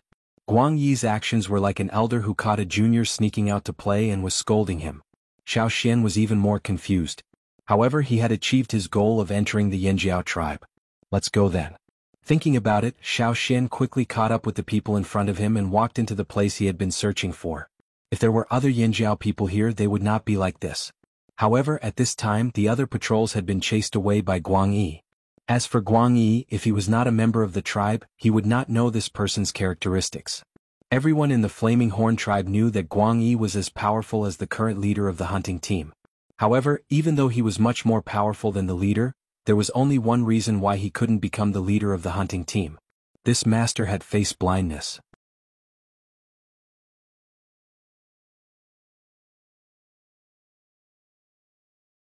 Chapter 372. Guang Yi had encountered a problem he didn't know how to solve. He couldn't think of a solution, so he wasn't in a good mood today. He didn't expect to meet a young man wandering around so late at night. Guang Yi couldn't remember people. The number of people in the tribe he could remember could be counted on 2 hands, and they were all old friends he had known for decades. If it was anyone else, Guang Yi wouldn't be able to recognize them. But with Guang Yi's special status and power in the tribe, this shortcoming was nothing. He himself was not interested in being the leader of the hunting team, because he thought it was too troublesome to recognize people. He wanted to remember the hundreds and thousands of people in the hunting team every time they went out. To him, this was a huge problem. Usually when people greeted him, he would respond, but he couldn't remember their faces. However, he could still tell if they were from the tribe. If they were from another tribe, Guang Yi would be able to recognize them immediately even if they weren't in disguise. This was a common aura that belonged to all tribesmen, just like how the long-clawed monkey could tell that Xiao Xian was a Yanjiao from his aura and presence. Even though Xiao Xian wasn't using his totemic power, there was a subtle connection between Yanjiao people. Anyone with a bit of sensitivity would be able to tell. Guang Yi couldn't recognize people, but he was sure they were from the tribe. When he first saw Xiao Xian, he thought this kid was disobedient. He should be scolded for wandering around outside when it was time to return to the tribe. If he still didn't repent, he would have to do it himself. You young people, seriously, don't always think you're so strong. Do you know how many fearsome beasts there are in the forest? Do you know how many fearsome beasts even I am afraid of? Not just fearsome beasts but other dangers as well. Can you handle them? Why is the tribe out hunting this time instead of hunting? Because it was impossible for one person to hunt alone. Do you think you're stronger than Duo Kong? Let's take a step back. Do you think you're stronger than Wu Zhan, Tao Zheng and Zhui? As he spoke, Guang Yi turned to look at Xiao Xian to see if he had any impatience, disapproval or any other expression. Xiao Xian's expression changed to one of respect when the man turned his head. He didn't know who Duo Kong was, nor did he know who Wu Zhan, Tao Zheng and Zhui were. But based on his experience, under these circumstances, the best choice was to listen obediently. However, the names that the man had just mentioned were definitely famous people in the tribe. Xiao Xian memorized them. Seeing Xiao Xian's attitude, Guang Yi's dissatisfaction, but he didn't finish scolding. You peoples is arrogant, disobedient.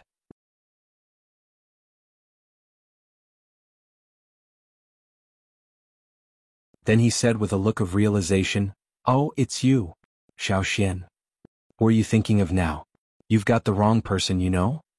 Actually Xiao Xian was interrupted before he could finish. "Alright, go back. Don't think about running away again. I'm watching," Guang Yi said impatiently.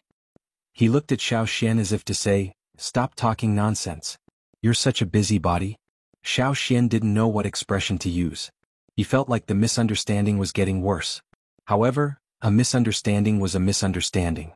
Xiao Xian wanted to see what would happen if this misunderstanding continued. Xiao Xian didn't know who this person thought he was, but he heard people calling him Guang Yi on the way here.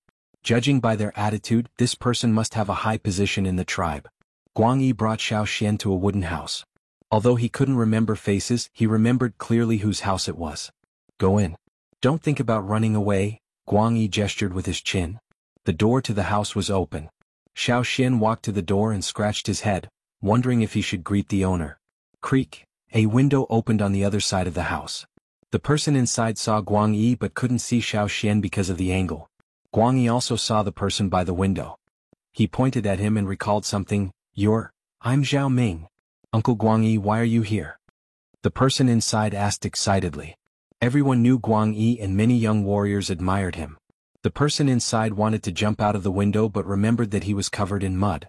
He would definitely be scolded if he went out, so he held himself back. "All right, Zhao Ming. So, Xiaoming, I brought your brother here. Keep an eye on him, don't let him run around. Guang Yi walked up the mountain after saying that. Xiaoming was confused by Guang Yi's words. His brother had just finished participating in the group hunt. His results were not bad and he even made a small contribution. He should be celebrating with a few friends tonight. Why was he running around again? Xiaoming put down the things in his hands and left the small room. He wanted to ask his brother who was brought back by Guang Yi. Brother, didn't you go to celebrate? However, when Xiaoming walked out of the room and saw a stranger at the door, his words were stuck in his throat. Who are you? Xiaoming asked cautiously, his hands reaching behind his back. Me. Of course I'm Yanjiao.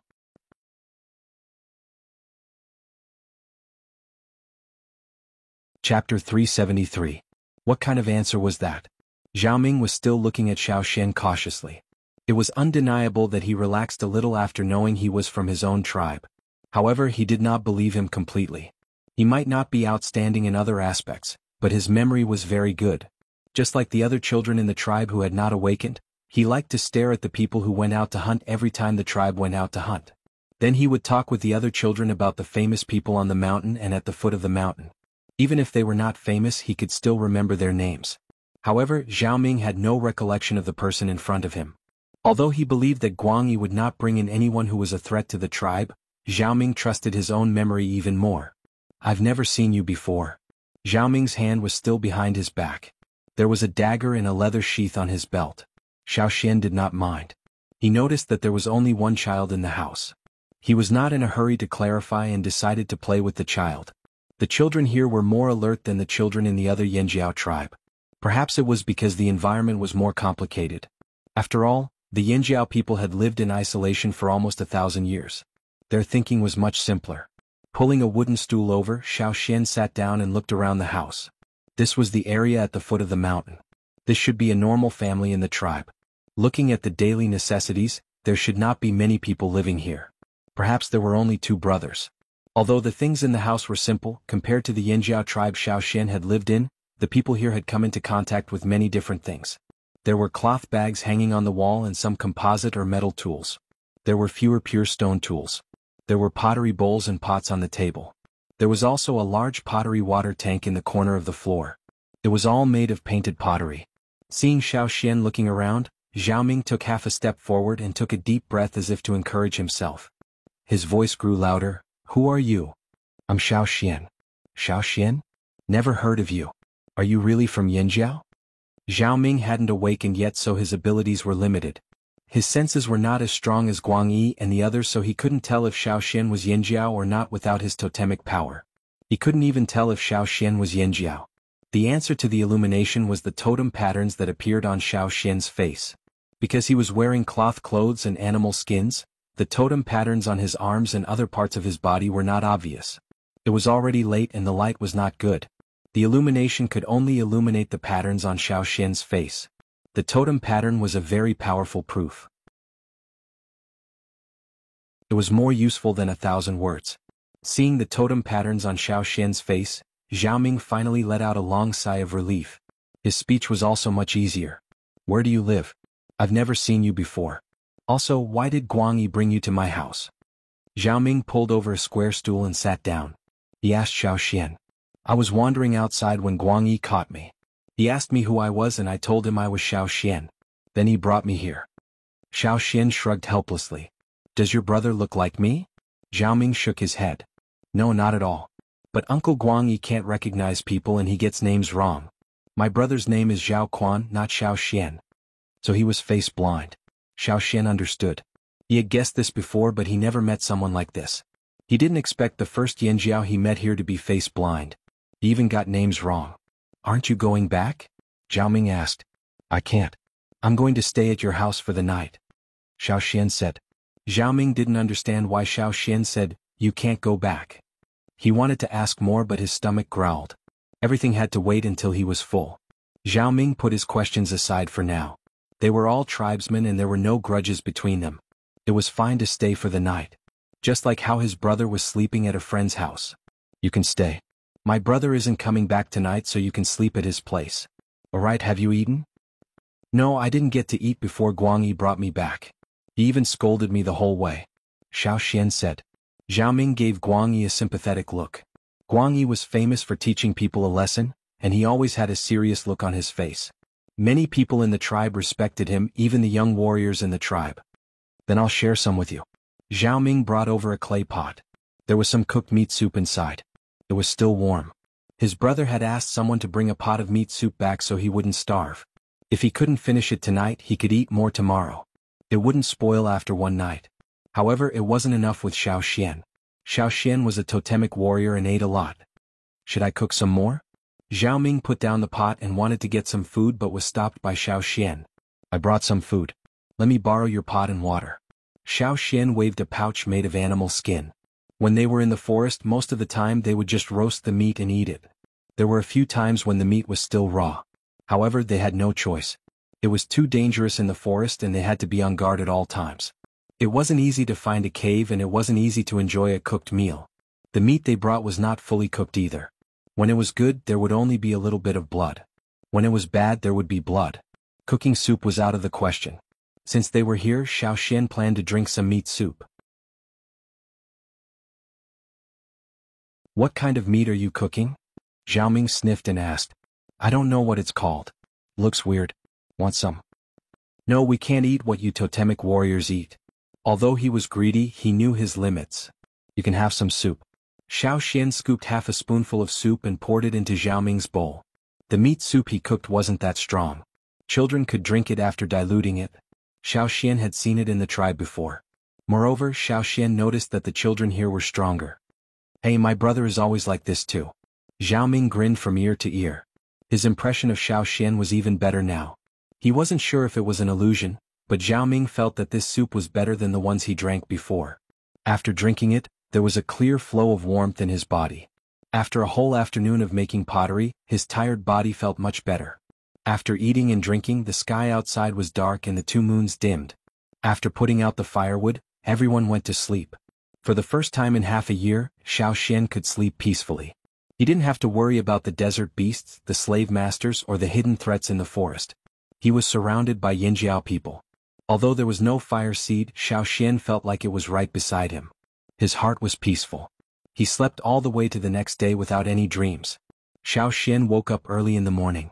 Hearing the voices and movements of the people outside, he was a little dazed. After a while he remembered that he was in the Yinjiao tribe. It wasn't the one he was familiar with, but the one he had been looking for. Opening the window in his room, Xiao Xian smelled the fresh morning air and looked outside. The mountain wasn't high, but it covered a large area.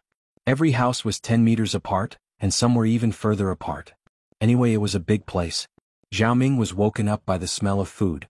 He yawned as he walked out. The meat soup was ready. Xiao Xian finished his portion and Zhao Ming cooked his as well. He even added some fearsome beast meat to the soup. Where do you plan to go later? Asked Xiao Xian. To get the pots, said Zhao Ming. He made a few big pots yesterday. There were people in charge of making them in the tribe. He just needed to get them today. I'll go with you. Okay. Zhao Ming forgot about the questions he wanted to ask yesterday.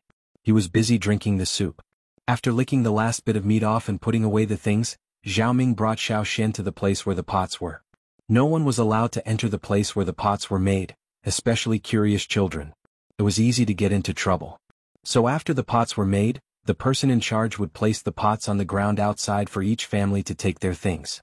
Seeing Xiao Xian's unfamiliar face, many people were curious. They asked Zhao Ming a few questions, but when they heard that Guang Yi brought him here, they stopped asking.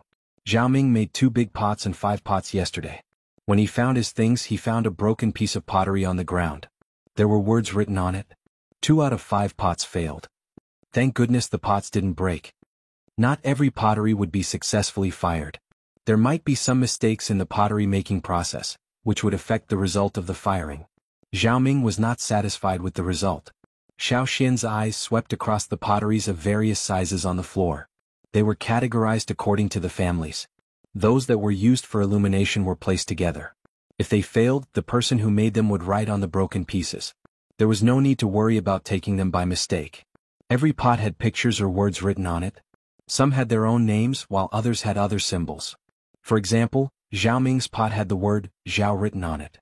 No matter whose pot it was, the pictures and words all had one thing in common: totems. The bottom of the pot or other parts of the pot would have a two-horned flame totem and the word Yinjiao written on it. The words on the pots were not the ones used by the slave masters. They were the ones Xiao Xian had been exposed to since he was young. It seemed like the people of the Flaming Horn tribe had never forgotten this language, nor had they put it down. Zhao Ming wanted to take them a few times, but with Xiao Xian's help, he could do it in one go. He put the small pots into the pot. Xiao Xian carried one on each shoulder. Ah, there was a roar. Xiao Xian looked in the direction of the sound. Hearing the roar, Zhao Ming's eyes lit up. He said to Xiao Xian, "Let's go take a look." The hunting team brought back a lot of giant beast. My brother's giant beast is over there. The spoils of their hunt were also divided according to the number of people. Who got the prey was up to them. Therefore, according to the rules, the giant beast over there also had a share of Ming Ming's family. When the time came to slaughter it, they would be able to get a lot of meat. Children who had never participated in a hunt were always curious about the giant beasts. Zhao Ming was no longer in a hurry to go home. He pulled Xiao Xian over to show off. After all, this was his brother's work. It's a dinosaur. Zhao Ming was very excited. It was rare to get such a giant beast. Xiao Xian looked over. A giant beast was tied up by thick vines. It was lying on the ground. There was a circle of thick wooden stakes around it. However, these wooden stakes were mainly used to stop people. It was very difficult to use them to trap a giant beast in the forest. This was also why the giant beast was still tied up. The children around them climbed onto the wooden stakes and looked at the giant beast.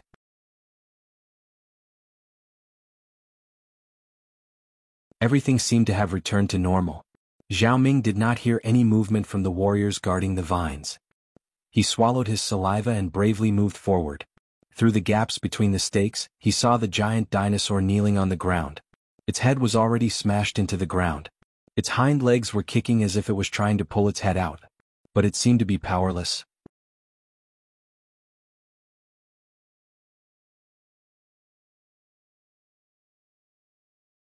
Chapter 374. At this time the people who heard the whistle also rushed over. Their reaction was fast enough. Because this kind of thing happened often, they didn't dawdle. When they heard the whistle, a large area was cleared out. The people who were originally here had already run away, including the children who were watching the show. They had already run to a safe place. But this time it ended too quickly. Before anyone could react, it was already over. Looking at the dino head that was smashed into the ground, then at the person standing in front of it, the people who rushed into the circle looked at each other in confusion. Fuck, who the fuck is this? Finally, the most authoritative person among them was pushed out. He carefully took a few steps towards Xiao Xian and said, "You?" When they saw Xiao Xian turn around, they were sure they did not recognize this unfamiliar face. However, one of the guards who was guarding the gates of the tribe yesterday came over. When he saw Xiao Xian, he said, "Hey, aren't you the one Guangyi brought in yesterday?" At this moment, two figures appeared on the wooden stake. "What's going on?" asked one of them. When the crowd saw the two people on the wooden stakes, their expressions changed and their tone became more cautious. One of them briefly explained what had just happened. Tao Zheng was still upset. Yesterday he was dragged to the chief's place and scolded. Today he came out to hunt for food but bumped into Zhui on the way. His mood worsened. Everyone knew that Zhui was a crazy person. If they went out with him, they would not be able to hunt properly. Unexpectedly, before they even left the tribe, they heard the commotion. After getting a general idea of what happened, Tao Jing did not pay too much attention to it. After all, this kind of thing happened all the time and the tribe's security measures were good. He looked at the dino head that was smashed into the ground, then at the stranger standing there. Tao Jing's first reaction was, I've never seen this person before. Is he from our tribe? Not bad. His second reaction was, oh no. As expected, before Tao Zheng could say anything, Zhui, who was standing next to him, was already gone. Everyone in the tribe knew that you was a fighter.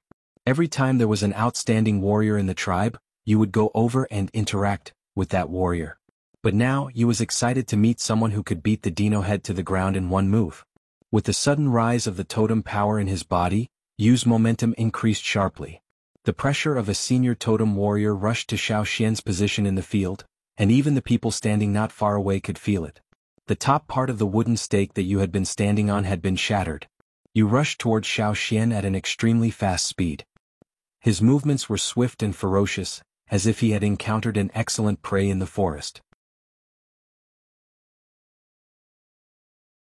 He was extremely serious, as if everything around him had faded away, leaving only himself and his prey. The reason why so few people were willing to cooperate with Hui in hunting was that they couldn't get used to Huey's style, which was fine just a moment ago and then suddenly exploded in the next moment. The other reason was that Huey's rhythm was too fast for most people to keep up. But now, before the person who came to solve the Dino Head problem could finish his sentence, you had already attacked. The faces of the other warriors present twitched. There was no need to say anything more. It was useless to say anything now. They couldn't stop you anyway. Although they didn't know who the other party was or where they came from, everyone in the Yanjiao tribe knew that it would be difficult to stop you, who was as excited as if he had drunk the blood of a king beast. Unless the chief and the other leaders personally stopped him, they could only wait until he was satisfied. Something bad was going to happen. This was what everyone thought at the same time. They wondered whose house would be unlucky enough to be affected this time. That person was so pitiful. He only managed to defeat one Dino Head, and now he was targeted by you. Everyone thought. In the face of Huey's sudden attack, Xiao Xian didn't dodge. Instead, the moment Hui moved, an aura that wasn't any weaker than Huey's exploded. The totemic patterns he showed Zhao Ming last night were slightly dark, but now, because his totemic power was at its peak, the totemic patterns on his body were like lava. The air around him roared continuously. In the face of the incoming fist, Xiao Xian's arm slashed out like a hunting knife. Advanced. Tao Zheng, who was standing on the wooden stake, narrowed his eyes. An unfamiliar face with a Yinjiao totemic pattern and an advanced totemic warrior. How could there be someone like this in the tribe? He suddenly remembered why he was dragged to the chief's place. Looking at the people in the field, could it be, bang? The fist collided with the palm. A dull sound pierced everyone's eardrums, making their hearts tremble. Xiao Xian didn't dodge and continued to face the fist head-on. Force with force. Tao Zheng's eyes flashed. When the Yinjiao people were fighting outsiders or hunting, they might use a lot of other techniques. But when it came to internal competition, they liked to fight force with force. Strength, speed, momentum, no matter what, they would always fight force with force. But there weren't many people in the tribe who dared to fight force with you. Tao Zheng was familiar with all of them, but not this one. Xiao Xian's muscles tensed up. The strength and momentum of his totemic power at its peak burst out. He didn't dodge nimbly, nor did he wait for an opportunity to strike. He didn't use any other tools. He relied solely on himself. To Xiao Xian, this wasn't a hunt.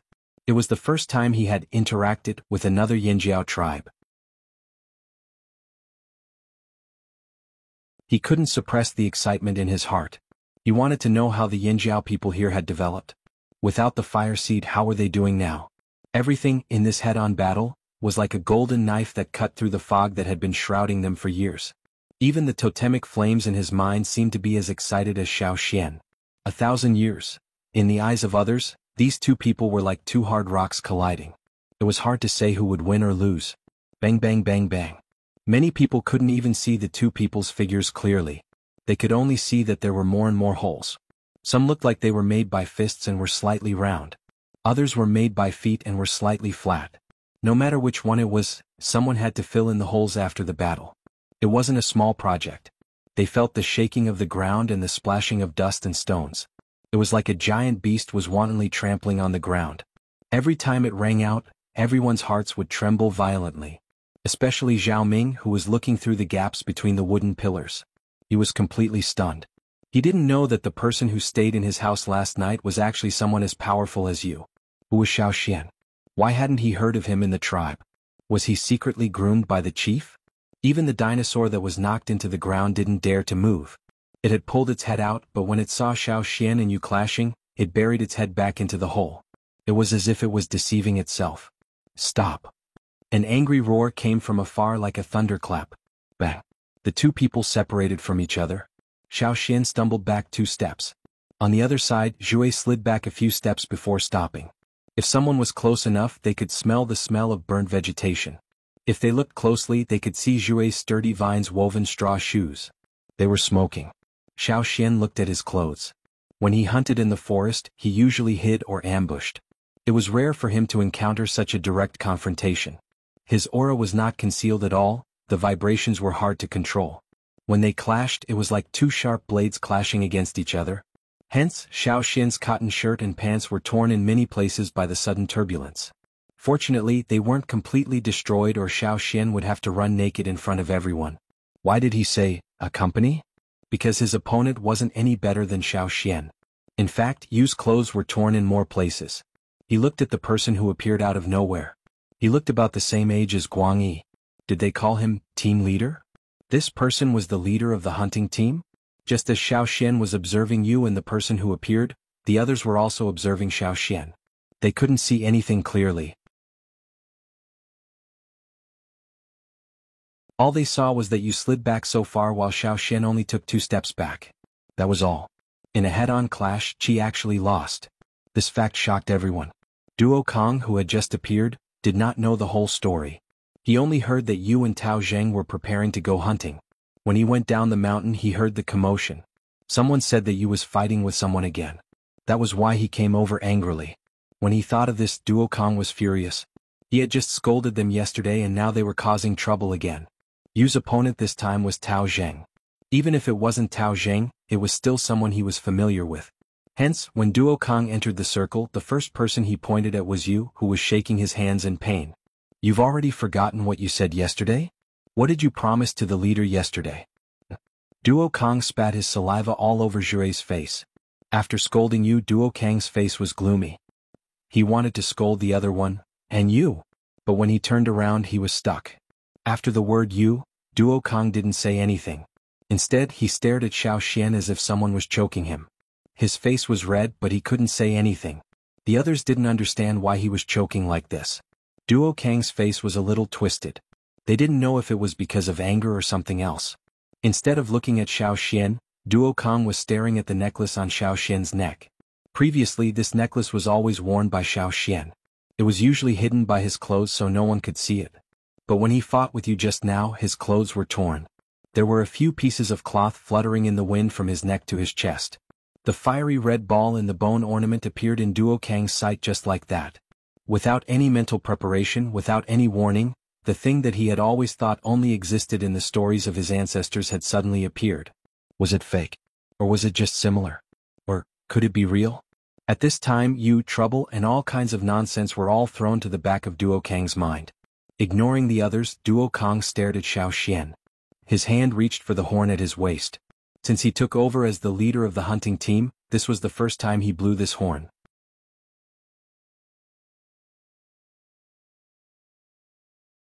Chapter 375.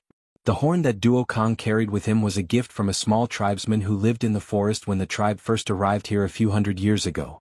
The tribesmen were skilled in crafting, and they were good at making things out of beast horns and bones, including horns. In this field, even the slave masters might not be able to compete with them. The one who received the gift was the leader of the hunting team in the Yanjiao tribe. Because the horn sound was very strange, it sounded like the roar of a very powerful predator in the forest, so it was not used often. Someone once said that this kind of horn sound could scare away many beasts in the forest. Although the horn was not big, it was made of excellent quality. Hundreds of years had passed, except for some scratches, there was no other damage on it. That was because there were other wooden or leather whistles that worked during hunting. Later on, this horn was specially used to signal an emergency, especially when it was a big event related to the tribe. The horn was passed down from one hunting team leader to another. Since Duo Kong took over as the leader of the hunting team, the tribe was relatively peaceful. Even if there were some small problems, they would be solved by the warriors in time. There were no big problems that affected the tribe, so the horn was not used. But now he took out this horn. Woo! The palm-sized black horn suddenly made a sound like the roar of a beast in the forest, and the sound broke the peaceful atmosphere of the tribe. After the group hunting, many people were busy dealing with the prey they had hunted. When they heard the sound of the horn, most of them didn't realize what was going on. Only some of the older ones who had experienced the previous hunting team leader blowing the horn, reacted when they heard the sound of the horn. They had not heard it for many years, and now that they heard it for the first time, they felt a sense of disbelief. They wondered if their ears were playing tricks on them. But when they saw the serious faces of the others, and some were so scared that their faces turned pale, they knew that it was not their imagination. It was indeed the special horn that belonged to the hunting team leader. It sounded again. In the past, when this kind of horn sound appeared, it usually meant a fight or a massacre. The young warriors and children were a little confused, but the elders did not hesitate to stop what they were doing. They asked everyone to put aside what they were doing for the time being. There might be a huge crisis in the tribe. Only this kind of big thing that concerned the whole tribe would make the team leader blow the horn. As for other reasons they could not think of. The people on the mountain had similar reactions, especially the chief, the shaman, and a few prestigious people in the tribe. At this moment their faces all changed. What's going on? Did Duo Kong blow the horn? The leader ran out of the house and asked. I don't know. It came from the foot of the mountain. Let's go. Some people dropped their bowls and ran over after eating 2 mouthfuls of food. Some people rushed over in the middle of going to the toilet. The shamaness, who had just discussed with the leader, was not a combatant. She was old and it was not good for her to run around, so she stayed on the mountain. One figure after another ran down the mountain. The other residents of the tribe, the elderly and the children who were not strong enough to fight, all ran into the house to hide. Even the naughtiest child ran into the house obediently, while the warriors picked up the weapons in their hands. In just 2 or 3 breaths the atmosphere of the tribe changed. They were ready for battle. The ferocious beasts in the animal pens, big and small, were trembling. They had no choice. The Yinjiao people were too scary when they were ready for battle. Although the Yinjiao tribe was on a large mountain with the strength of the chief and Guang Yi, it did not take long for them to get to Duo Kang's location from the mountain. At first, the people who had hurried over from the mountains had thought that it was an invasion by other tribes or a powerful fearsome beast. However, when they arrived they did not see a single fearsome beast. The dinosaur buried its head in the ground and the animal pen was completely ignored. Looking around, there were no other tribesmen around except for a few young people who were standing there in a daze. Usually, when something big happened to the tribe, it would be on a larger scale. However, the situation here was completely different from what they had imagined.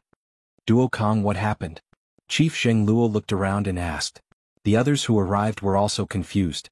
The first thing they did when they arrived was to look for beasts. When they did not find any, they looked for people from other tribes. Their eyes lingered on Zhui and Tao Zheng for a while, asking what happened. But the 2 of them did not know anything. They did not understand Duo Kang's actions at all. It was the first time they had even heard of the horn. They only knew about the horn. When they were young they heard about it from their elders. They even dreamed about taking the horn when they competed for the position of leader of the hunting team. But when they saw Duo Kong blow the horn with their own eyes, they were so shocked their eyes almost popped out of their sockets. Actually, when Duo Kong was blowing the horn, he didn't think that such a misunderstanding would occur. At that time he didn't have time to think about anything else. When he heard the chief's question he came back to his senses. However, he didn't answer. Instead he raised his hand and pointed. Chief Zheng Luo looked in the direction Duo Kong was pointing and frowned. There was an unfamiliar young man standing there, but he could feel the Yinjiao aura on him. He was from their tribe, not an enemy. Just as he was about to ask Duo Kong what the problem was, Zheng Luo's eyes widened in disbelief. He quickly walked over to Xiao Xian and looked closely at the bone necklace Xiao Xian was wearing. The most important thing was the bright red ball on the necklace. Seeing the ball, even the usually calm Chief Zheng Luo's breathing quickened. You. Zheng Luo's voice trembled uncontrollably. You. Xiao Xian looked at the man in front of him. He was so emotional that he could not speak properly. He grinned. Do you remember the Yinjiao tribe in the fearsome beast forest? Many people did not understand. Where was the fearsome beast forest? Weren't there many fearsome beasts in the forest? Which forest were they talking about? But as the chief, Zheng Luo knew very well. Because of this, Zheng Luo's thoughts were confirmed. You come with me. Zheng Luo did not say much. He urgently needed the shamaness to confirm it again. Although he was leaning towards that guess, it had been nearly 1,000 years. His ancestors had not met this person for generations, but now he had suddenly appeared in front of them without warning. No one could believe it at once. Zheng Luo did not care about the others. He dragged Xiao Xian up the mountain and ran away in a flash. Everyone was left in a daze. They were confused by their chief and leader's huge reaction. What was going on? Was there still danger? Should the people who had gathered here disperse? Duo Kong, who had regained his senses, quickly followed behind. He didn't care about the other people's questions. He didn't have the time to talk to these people. Moreover, without the shaman's permission, he couldn't tell them anything. He just asked the people who had gathered to disperse and then rushed up the mountain. Others may not know about the bone necklace, but Duo Kong remembered it clearly. After all, when he took over as the leader of the hunting group, he had touched the box and made a vow. It belonged to the ancestors.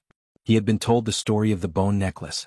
The shaman who had been sitting on the mountain looked worried. She had a feeling that something was going to happen, but it did not seem like a disaster. What was it? Hearing the commotion, the shamaness looked up and saw the usually calm Zheng Luo hurriedly pulling a young man over like the wind. Ever since Zheng Luo took over as the chief, the shaman had never seen him so anxious. What's wrong? The shaman got up. Before she could finish, she looked at the bone necklace around Xiao Xian's neck. She exclaimed, "The elder's bone necklace?" There was no mistake, it was the elder's bone necklace. She had 3 bone ornaments in her hands, but they were all dim and lifeless, as if they were in a deep sleep. In the past, the voodoo puppets all felt that their ancestors were disappointed in their actions. Many voodoo puppets left with guilt in their hearts. But now, the strange young man standing in front of them was wearing an elder's bone ornament. The ball in the elder's bone ornament was the fiery red bead in the stories left behind by their ancestors. It was the same bead that carried a totemic flame.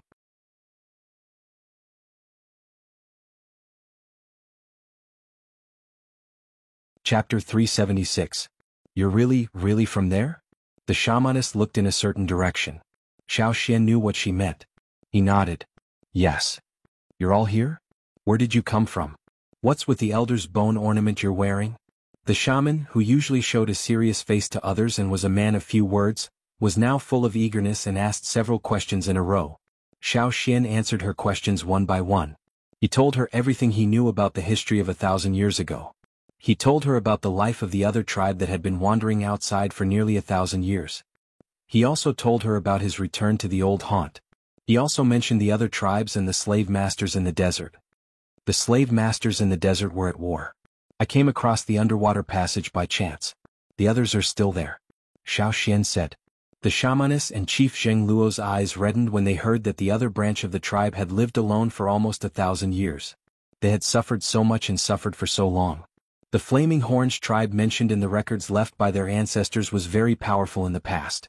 However, 1,000 years ago, there was a change and internal disagreements, which caused this powerful tribe to split into 2 halves and wander about on their own. As for this bone ornament, I found the remains of our ancestors in a stone worm's cave during a hunt. The ancestor was wearing this. Later the shamaness gave it to me. When I returned to the old haunt, the fire seed was reignited in the fire pit. This bone ornament lit up. Xiao Xian also told her about the flame giant that had appeared at that time. Hearing this, the shamaness, who was usually calmer than Chief Zheng Luo, suddenly stood up. Her voice was severely distorted, and the hand holding her walking stick was shaking. Really? Really? Xiao Xian took off the bone ornament necklace and handed it to the shamaness for a closer look. The shamaness threw away her walking stick and carefully took the bone ornament from Xiao Xian with both hands. It was like she was holding the most precious treasure in the world. Her eyes were sincere. She bent her knees and knelt in a certain direction.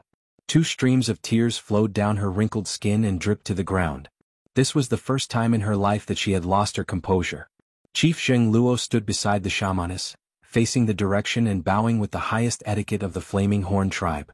Although they still had a fire pit here, it was no longer the same as before. Plus, that direction was where their roots were, where their ancestors lived. Bang! A figure pushed the door open and came in. This person was originally angry and had a questioning look on his face, but when he saw the chief and shaman kneeling on the ground, he was so scared that his face turned pale.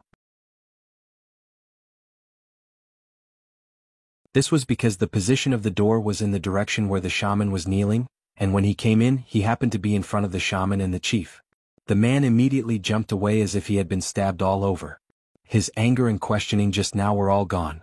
He stuttered, "What happened?" Not far from the door there were many people, including Duo Kong and Guang Yi. However, they didn't dare to push the door open, so they waited outside for the chief to speak. The door of the chief's room was made of soundproof wood. They couldn't hear the conversation inside at all. They could only suppress their curiosity and wait anxiously outside. But now that they saw the scene of the chief and the shamaness kneeling down, they scattered to both sides and looked inside with even stronger curiosity. After this interruption, the chief and shaman calmed down a little. Although they were still excited, they already knew what they wanted to know the most. There was no need to rush. He called a few people to come in. Zheng Luo glared at the person who had just barged in. The other person also knew what he did wasn't right this time. He scratched the back of his head and didn't say anything. Those who were called in were the ones with the highest status in the tribe. Some were young and some were old. The shaman repeated Xiao Xian's words and introduced Xiao Xian's identity. After listening to the shaman's narration, everyone was dumbfounded. Some people knew about that part of history and were equally excited, while others were more vague about it. Now that they heard it, they were very shocked. So their tribe was not complete. Xiao Xian is so young. It wasn't easy for him to find this place alone. An old man sighed and looked at Xiao Xian with love. He thought for a moment and added, "Everyone, please take care of him." Duo Kang's mouth twitched. Xiao Xian is stronger than Zhui.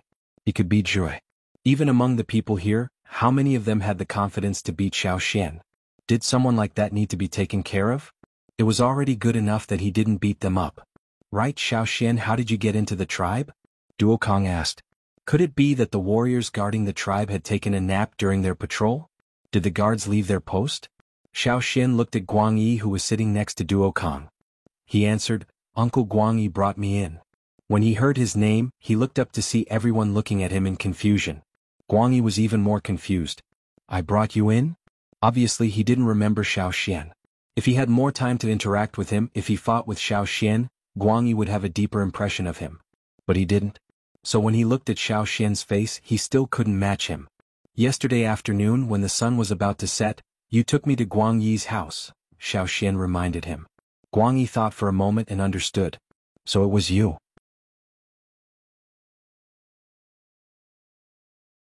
The chief and the others were speechless. Duo Kang thought to himself, "Guang Yi, you idiot. Do you know that I was so shocked that I couldn't even blow the horn today?" The shaman, who was drinking water to moisten his throat, calmed down and said solemnly, "Xiao Xian, since you're an elder in that branch of the Flaming Horns tribe, it's the same here." Everyone looked at the shamaness. The position of elder had been vacant for many years, right? It was even a taboo because mentioning it would make the shamaness sad. Was it finally going to be lifted? And to a young man about the same age as their sons and grandsons. This involved their ancestors and another Yanjiao tribe. Even if they had other thoughts, they wouldn't say anything. After all, Xiao Xian's appearance was very important to the tribe.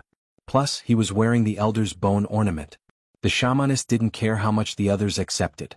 She frowned and tapped her walking stick on the ground to quiet them down. When she turned to look at Xiao Xian, her gaze softened. "Xiao Xian, you said it yourself that you can't be sure if you can safely go through the underwater tunnel again. Why don't you stay here and wait for everyone to come up with a better plan? Then we can go back together. After all, that's our Yanjiao tribe's roots." Everyone else agreed. They couldn't wait to leave and see their long-lost brother. Xiao Xian nodded. Okay. He also wanted to find a better and safer way to bring everyone back. If everyone here went back, would Yanjiao be able to regain its former glory? After a pause, the shamaness said, "In 2 days the tribe will hold a ceremony to welcome Xiao Xian. Everyone get ready." After the important matters were discussed, the shamaness began to drive everyone away. When everyone left, the shamaness took Xiao Xian to her place and showed him some of the ancestors' records. Since Xiao Xian was an elder, he had the right to look through those records. The records were about their experiences and the changes in the fire seed. No one was allowed to enter the shamaness' place without her permission. Xiao Xian was in the room the shamaness had arranged for him. He carefully looked through the records that had been passed down. In the next room, the shamaness took out the box containing the elder's bone ornaments. There were 3 bone ornaments in the box. The beads inlaid on the bone ornaments were dull. They couldn't be compared to the one Xiao Xian was wearing. They were like rusty swords, dull and dull. Looking at the 3 bone ornaments, the shamaness decided to take them out during the ceremony. Maybe they would be happy to see their compatriots.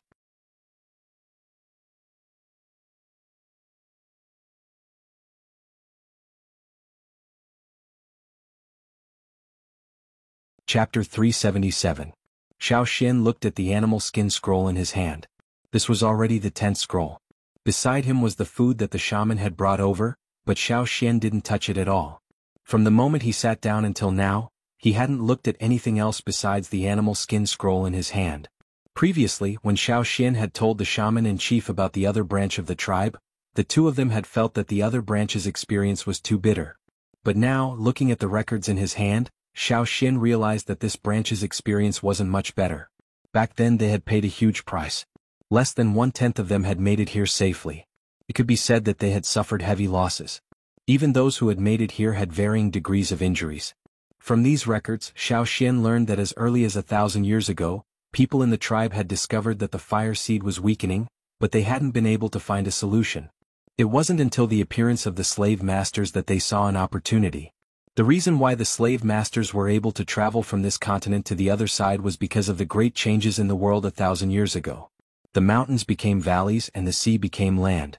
The underwater passage that Xiao Xian had walked through had indeed risen because of the great changes in the world. Then a group of slave masters had walked over that bridge. The place near the bridge was the dry land that Xiao Xian had seen at the beginning. In fact, it was used by the slave masters here to exile the sinners. The environment there was harsh and there wasn't even a single tribe back then. It was even worse than the current drought. In the desolate land, even if there were many exiles, there weren't many who survived. If not for this, when the bridge rose because of the great changes in the world, there would have been more slave masters who had crossed over. Among the slave masters who had crossed over 1,000 years ago, there were a few geniuses. These people were mentioned in the animal skin scrolls. They were all people that the Yinjiao people had come into contact with. Among them, a person named Mu Han was mentioned the most. According to the records on the animal skin scroll, the reason why the slave masters were able to rise over there was mainly because of this Mu Han.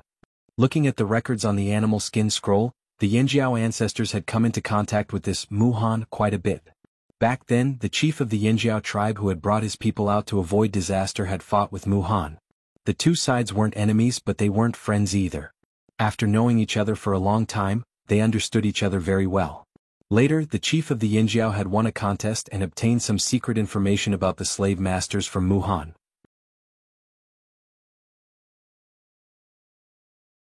At that time, the bridge in the sea was already very unstable. Whether it was the Yinjiao shaman or some people who were good at divination with Mu Han, they all said that the bridge wouldn't last for long. It was also at that time that the Yinjiao tribe had the biggest disagreement. The chief wanted to go to the other side of the bridge to find a solution to the weakening of the fire seed, but the shaman strongly opposed it. At that time, the next shaman of the tribe had already been decided. His name was Qi, and he was the successor that the shaman had spent a lot of time and effort grooming. He also had high hopes for him because Qi was indeed a genius.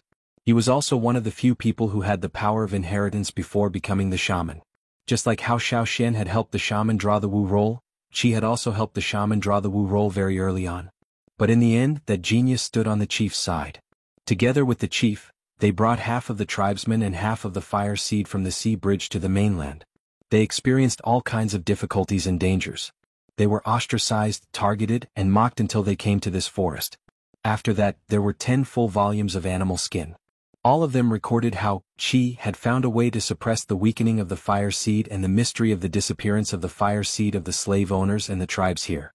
Finally, this genius found a solution when he was old. The fire seed hasn't disappeared. It still exists in the blood of the Yinjiao people. It will continue to exist with the blood of the Yinjiao people. Reading up to this point, Xiao Xian thought that the other half of the fire seed had already merged with the Yinjiao people's bodies. At the back of these scrolls was a very simple drawing. It was the last time Qi had knelt down to the shaman before he came with the chief. Did he regret it? From the words and drawings Qi wrote at the end of his life, it could be seen that he didn't regret it. But he did feel guilt and regret. He missed the old place very much. But Qi knew that the bridge had already sunk, and he didn't know when it would rise again. Even if it rose again, he wouldn't be able to see it. However, Qi believed that when the bridge appeared again, the tribesmen would be able to return to the tribe with the solution he had found. One day we will return to the old place. At the end of the scroll, there was a sentence similar to what Xiao Xian had seen written by Zan on the stone room. But they didn't know that the Yinjiao tribe that had stayed behind had bad luck. As they walked, they found that the earth had split open, and then a giant river had appeared, completely cutting off their way back. They had lived a savage life for nearly 1,000 years. Seeing this, Xiao Xian couldn't help but sigh. It hadn't been easy. Whether it was the shaman or Qi and the chief, no one was truly satisfied.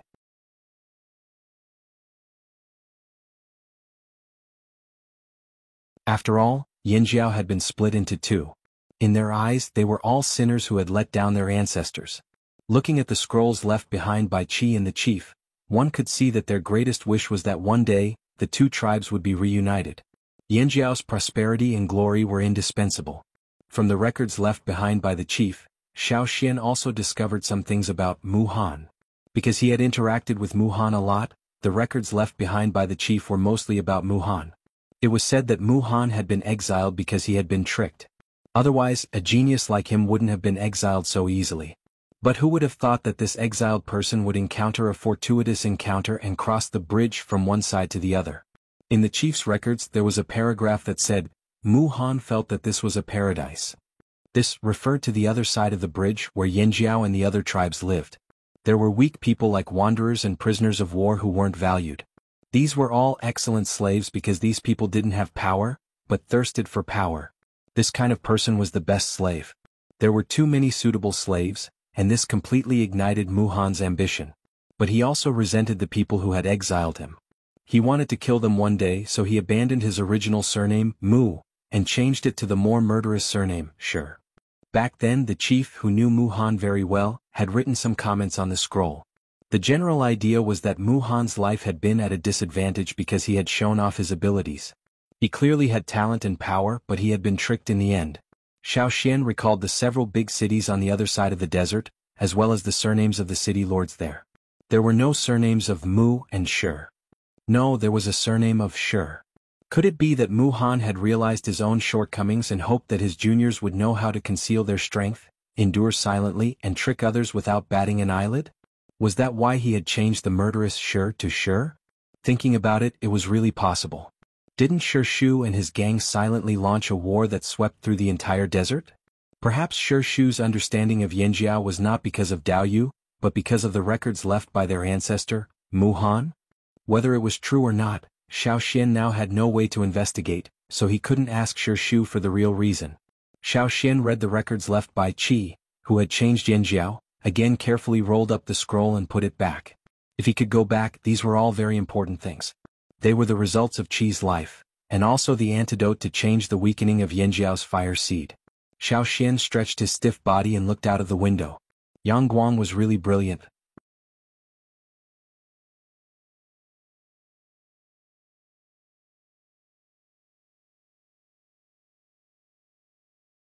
Chapter 378.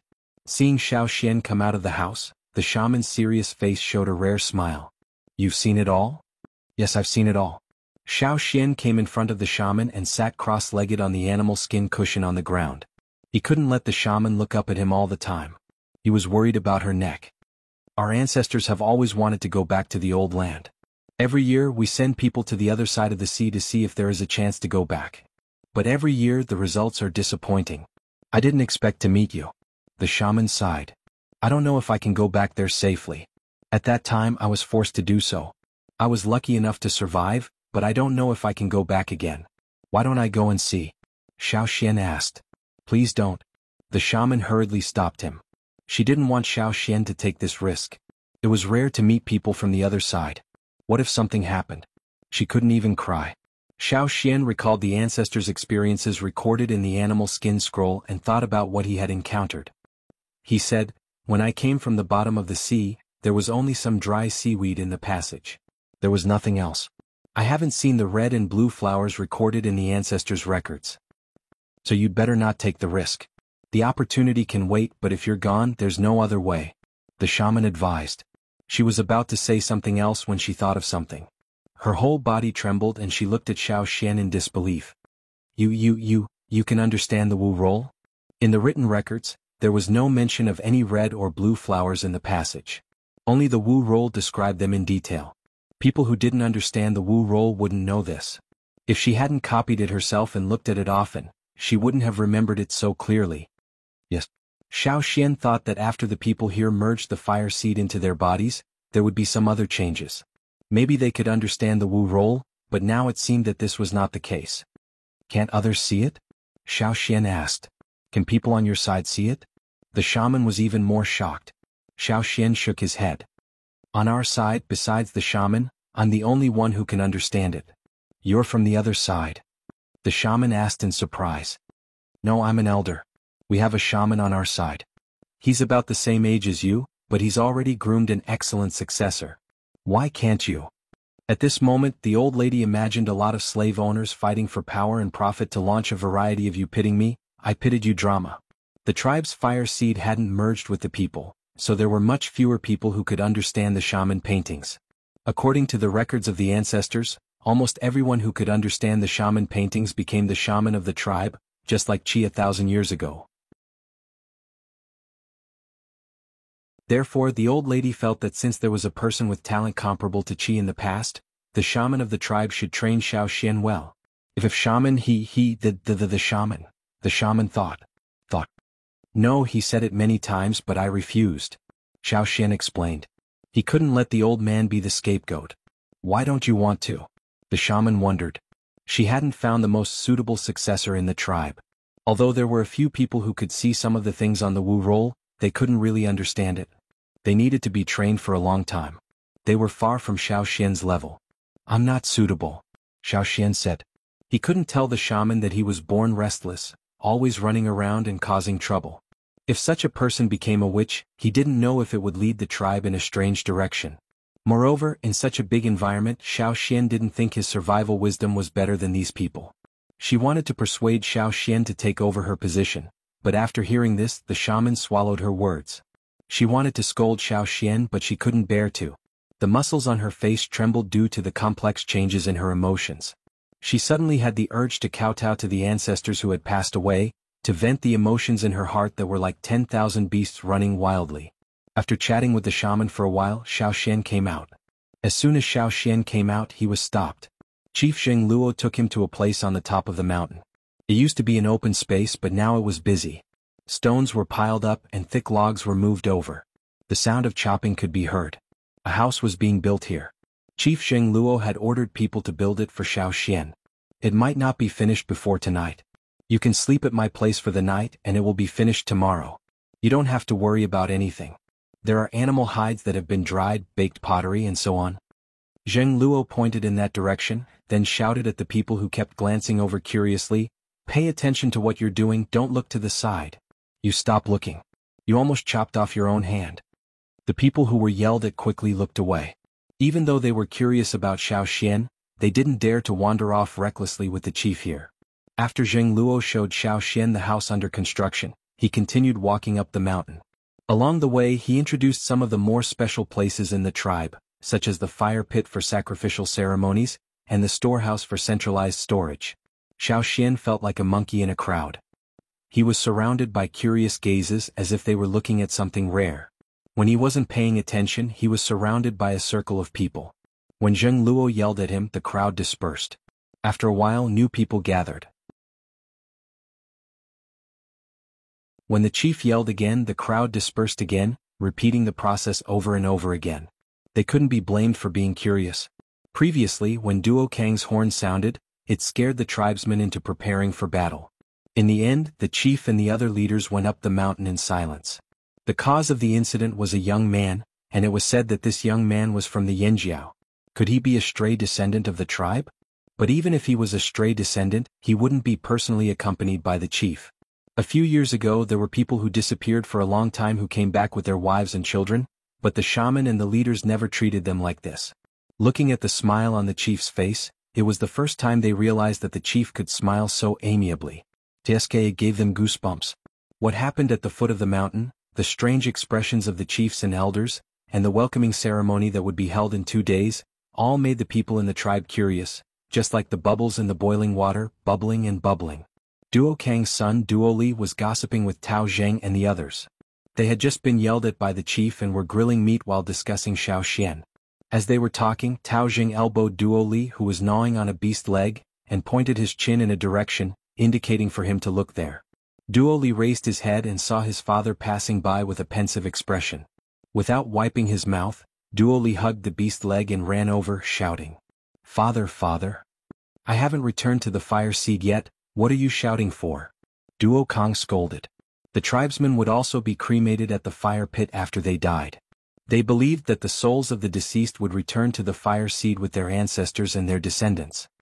"Aren't I afraid you'll run away?" Duo Li handed the beast leg that he had gnawed on to his father to please him. Duo Kang looked at the beast leg with disdain and ignored it, planning to leave. "Hey, don't go. Tell us about that Xiao Xian," Duo Li hurriedly said. Tao Zheng and the others who were grilling meat by the fire pricked up their ears, afraid that they would miss a word. If it was in the past, Duo Kang would definitely notice that they were eavesdropping, but now he was full of thoughts and didn't pay attention to them at all. Duo Kong looked at his son's curious eyes and thought about how to describe the two tribes that shared the same bloodline. After a moment of silence, Duo Kong said, "If I tell you, yes. Tell me what?" Duo Li looked at his father expectantly. Tao Zheng and the others pricked up their ears even higher, wishing that they could stretch their ears a little longer to eavesdrop more clearly. "If I tell you that you have a brother?" Duo Li's hands trembled and he almost dropped the beast leg he was hugging. "Brother? Brother? What brother?" Duo Li stuttered. Duo Kong pondered over his words and continued, "Same father, same mother, born at the same time as you, biological brother." But the beast leg fell from Duo Li's hands.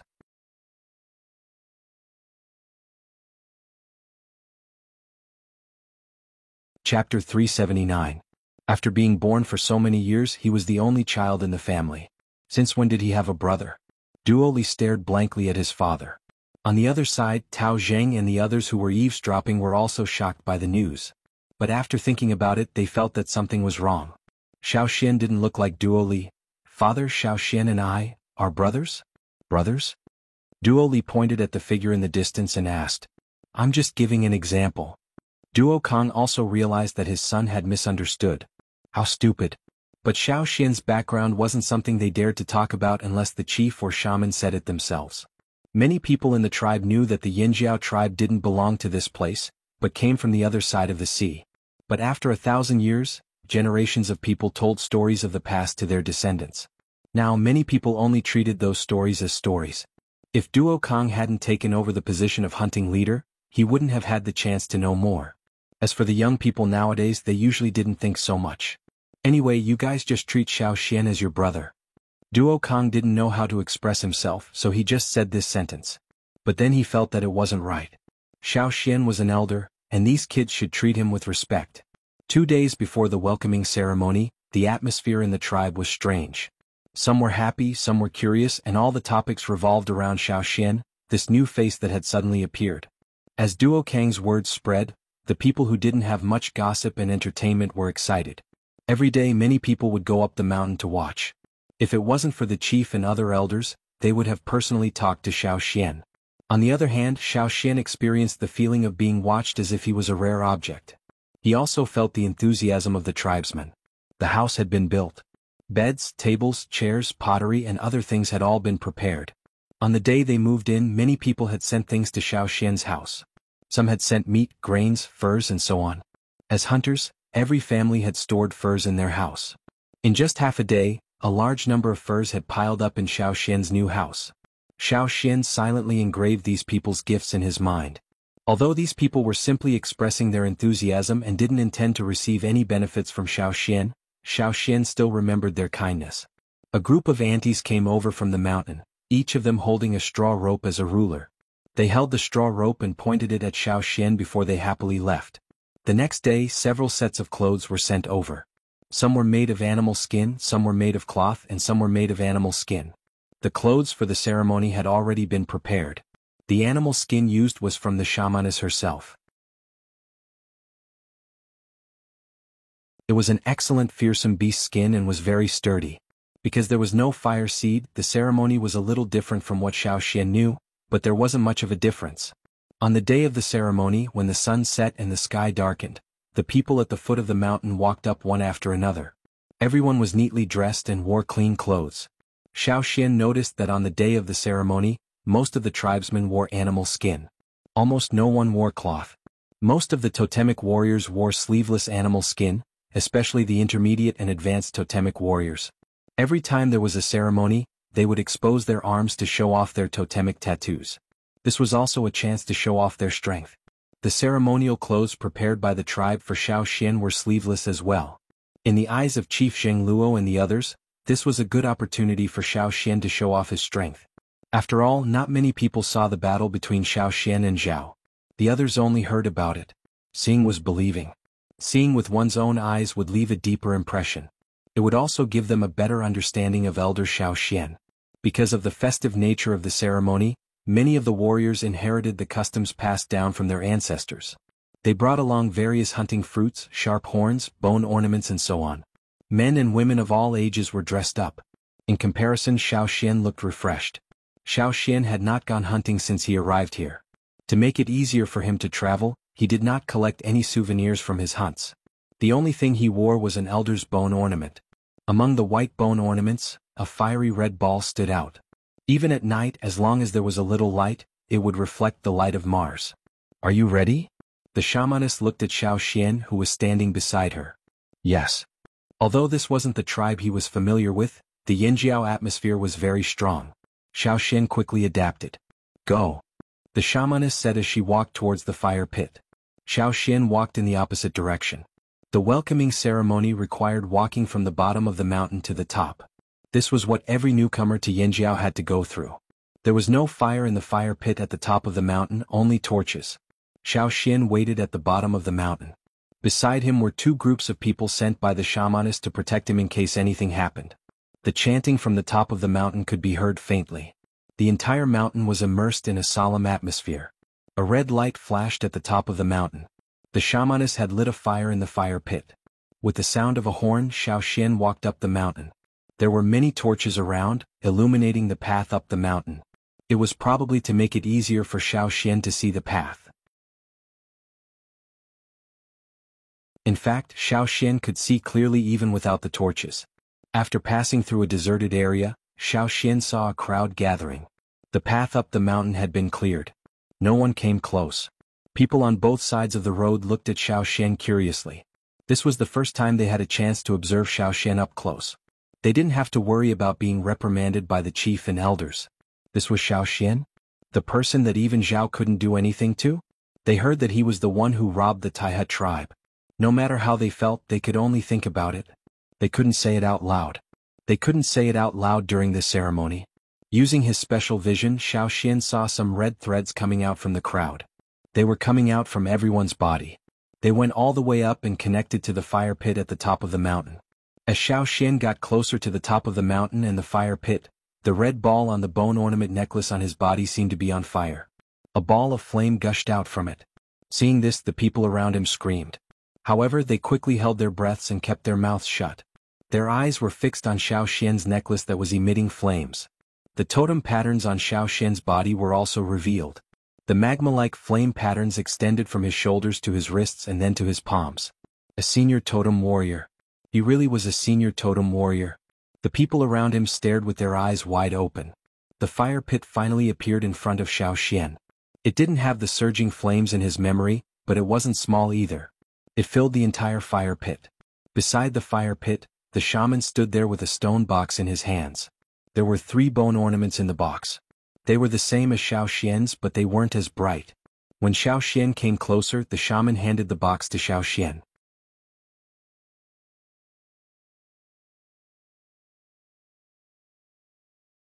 Chapter 380. In the tribe, every person with a high position would swear to the fire pit and the 3 bone ornaments before taking over. When Zheng Luo took over as chief and Duo Kong took over as leader of the hunting team, they all went through the same procedure. So when the shamaness took these out, no one was surprised to see them. Except for those who were very close to the box, the others only knew that there was such a box, but could not see what was inside.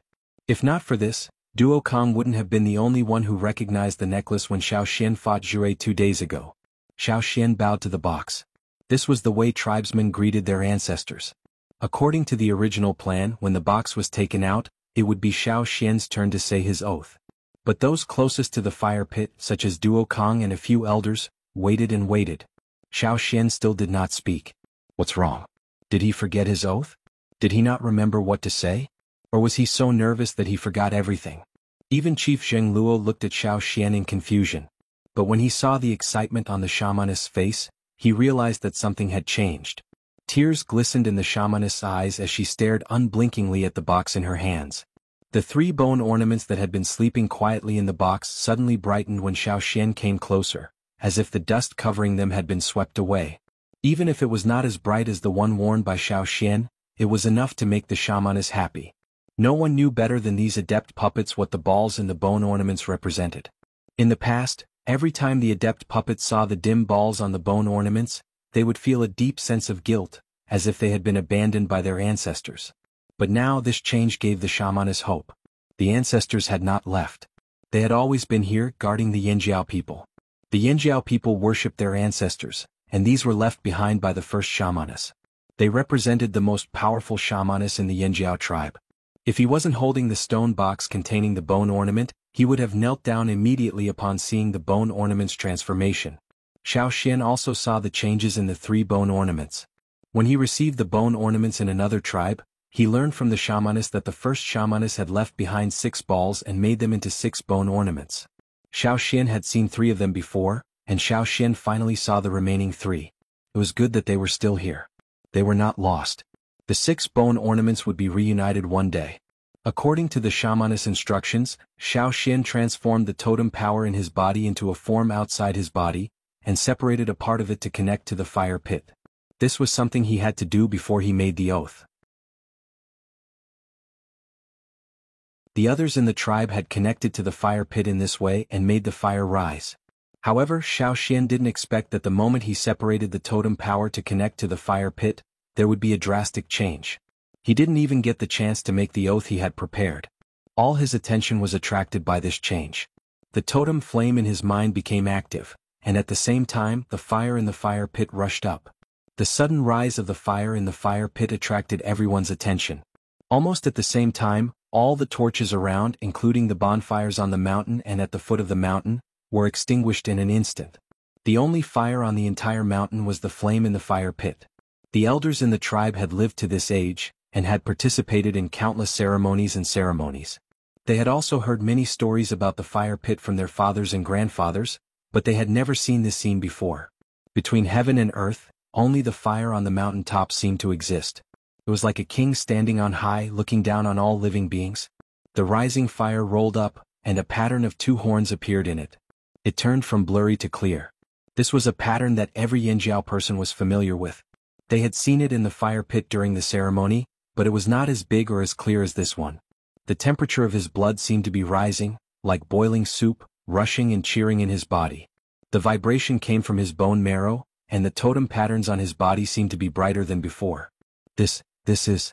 The shamanist looked at the high fire in the fire pit, and was shocked to the point of being sluggish. However, this was not the end. Soon, the shamanist was disturbed by another wave of fluctuation. She looked at the stone box in her hand. The round beads on the bone ornaments in the stone box began to glow red. It was not the light reflected, but the light emitted by the beads themselves. The light on the beads grew brighter and brighter. Finally, a flame emerged from the beads. 3 bone ornaments and 3 round beads appeared at the same time.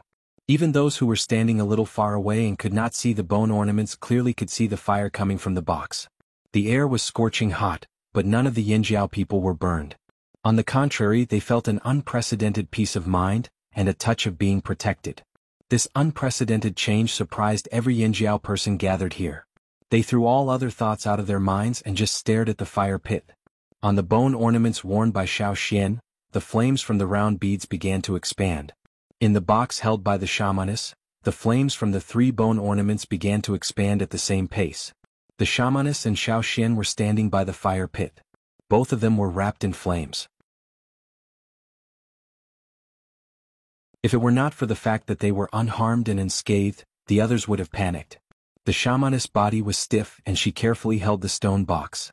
She did not even dare to shake her hands for fear that she would disrupt this change. Although she did not know what was going to happen next, she knew that it would be of great benefit to the Yinjiao tribe. Compared to the shocked Yinjiao people and the excited shamanist, Xiao Xian was much calmer. He had also guessed what was going to happen. Such a change had happened once before. Looking at the rising flames, Xiao Xian looked up at the sky. Seeing this, the shamanist also looked up. When the others saw their actions, although they did not understand why, they also looked up. Some people even wondered if this was a new ritual to pay respects to the ancestors. However, they soon found that they were wrong. As the balls of flames rose and gathered in the air, they formed a huge human silhouette. This silhouette was quickly becoming clearer and more complete. The fire in the fire pit grew stronger and stronger. A flame giant appeared at the top of the mountain. Every Yinjiao person was shocked by the appearance of this flame giant. When the people who were paying attention to all of this came back to their senses, they found that they were already kneeling on the ground. As the flame giant opened his arms, the flames from the fire pit suddenly rose into the sky, as if they were going to break through the sky. The nearby mountains and the thick dark clouds in the sky that blocked the moonlight were all dyed with a layer of fire. The majestic aura spread out, and in an instant, it swept through the entire mountain, spreading to every corner. Yin Zhan, who did not spread his flames, used his aura to intimidate everything. There were still some captured beasts in the animal pens at the foot of the mountain. At this moment, every beast in the pens, no matter if it was an ordinary beast or a fearsome beast like the dinosaur, was trembling and wanted to turn into a stone. The dinosaur that was tied up by thick vines and thrown on the ground struggled violently. It wanted to dig a hole in the ground with its hooves and bury its head in it to relieve the fear in its heart. On the other side of the man-made river that surrounded the mountain where Yinjiao was located, there were some restless beasts in the forest on the other side. At this moment, as if they had been hit by a stick, they all turned around and left one after another. In the Taiha tribe, which was closest to Yinjiao, according to the custom, those who were not assigned to patrol would go to bed when the sky turned dark. At this time many people were already in bed. Some warriors had just laid down and were about to fall asleep, but their bodies suddenly shook, and the hair on their necks stood up. They were so scared that they did not feel sleepy at all. They rolled out of bed and did not bother to put on their clothes. They ran out of the house to higher ground or open space, and then looked in the direction of Yinjiao. The two tribes were not too close to each other, so they could not see what was happening over there. They could only see the red sky and the forest. In the dark forest, there was a small conspicuous patch of fiery red. It was a strange scene. What was Yinjiao doing over there? You're tuning in to the Han Li's Wuxia Adventures YouTube channel. We're so grateful for your support, and don't forget to subscribe to join us on this incredible journey through captivating stories. Your generosity through donations truly makes a world of difference, as it's the primary source of revenue that allows me to expand and enhance this channel for you. Thank you from the bottom of my heart for being a part of this adventure.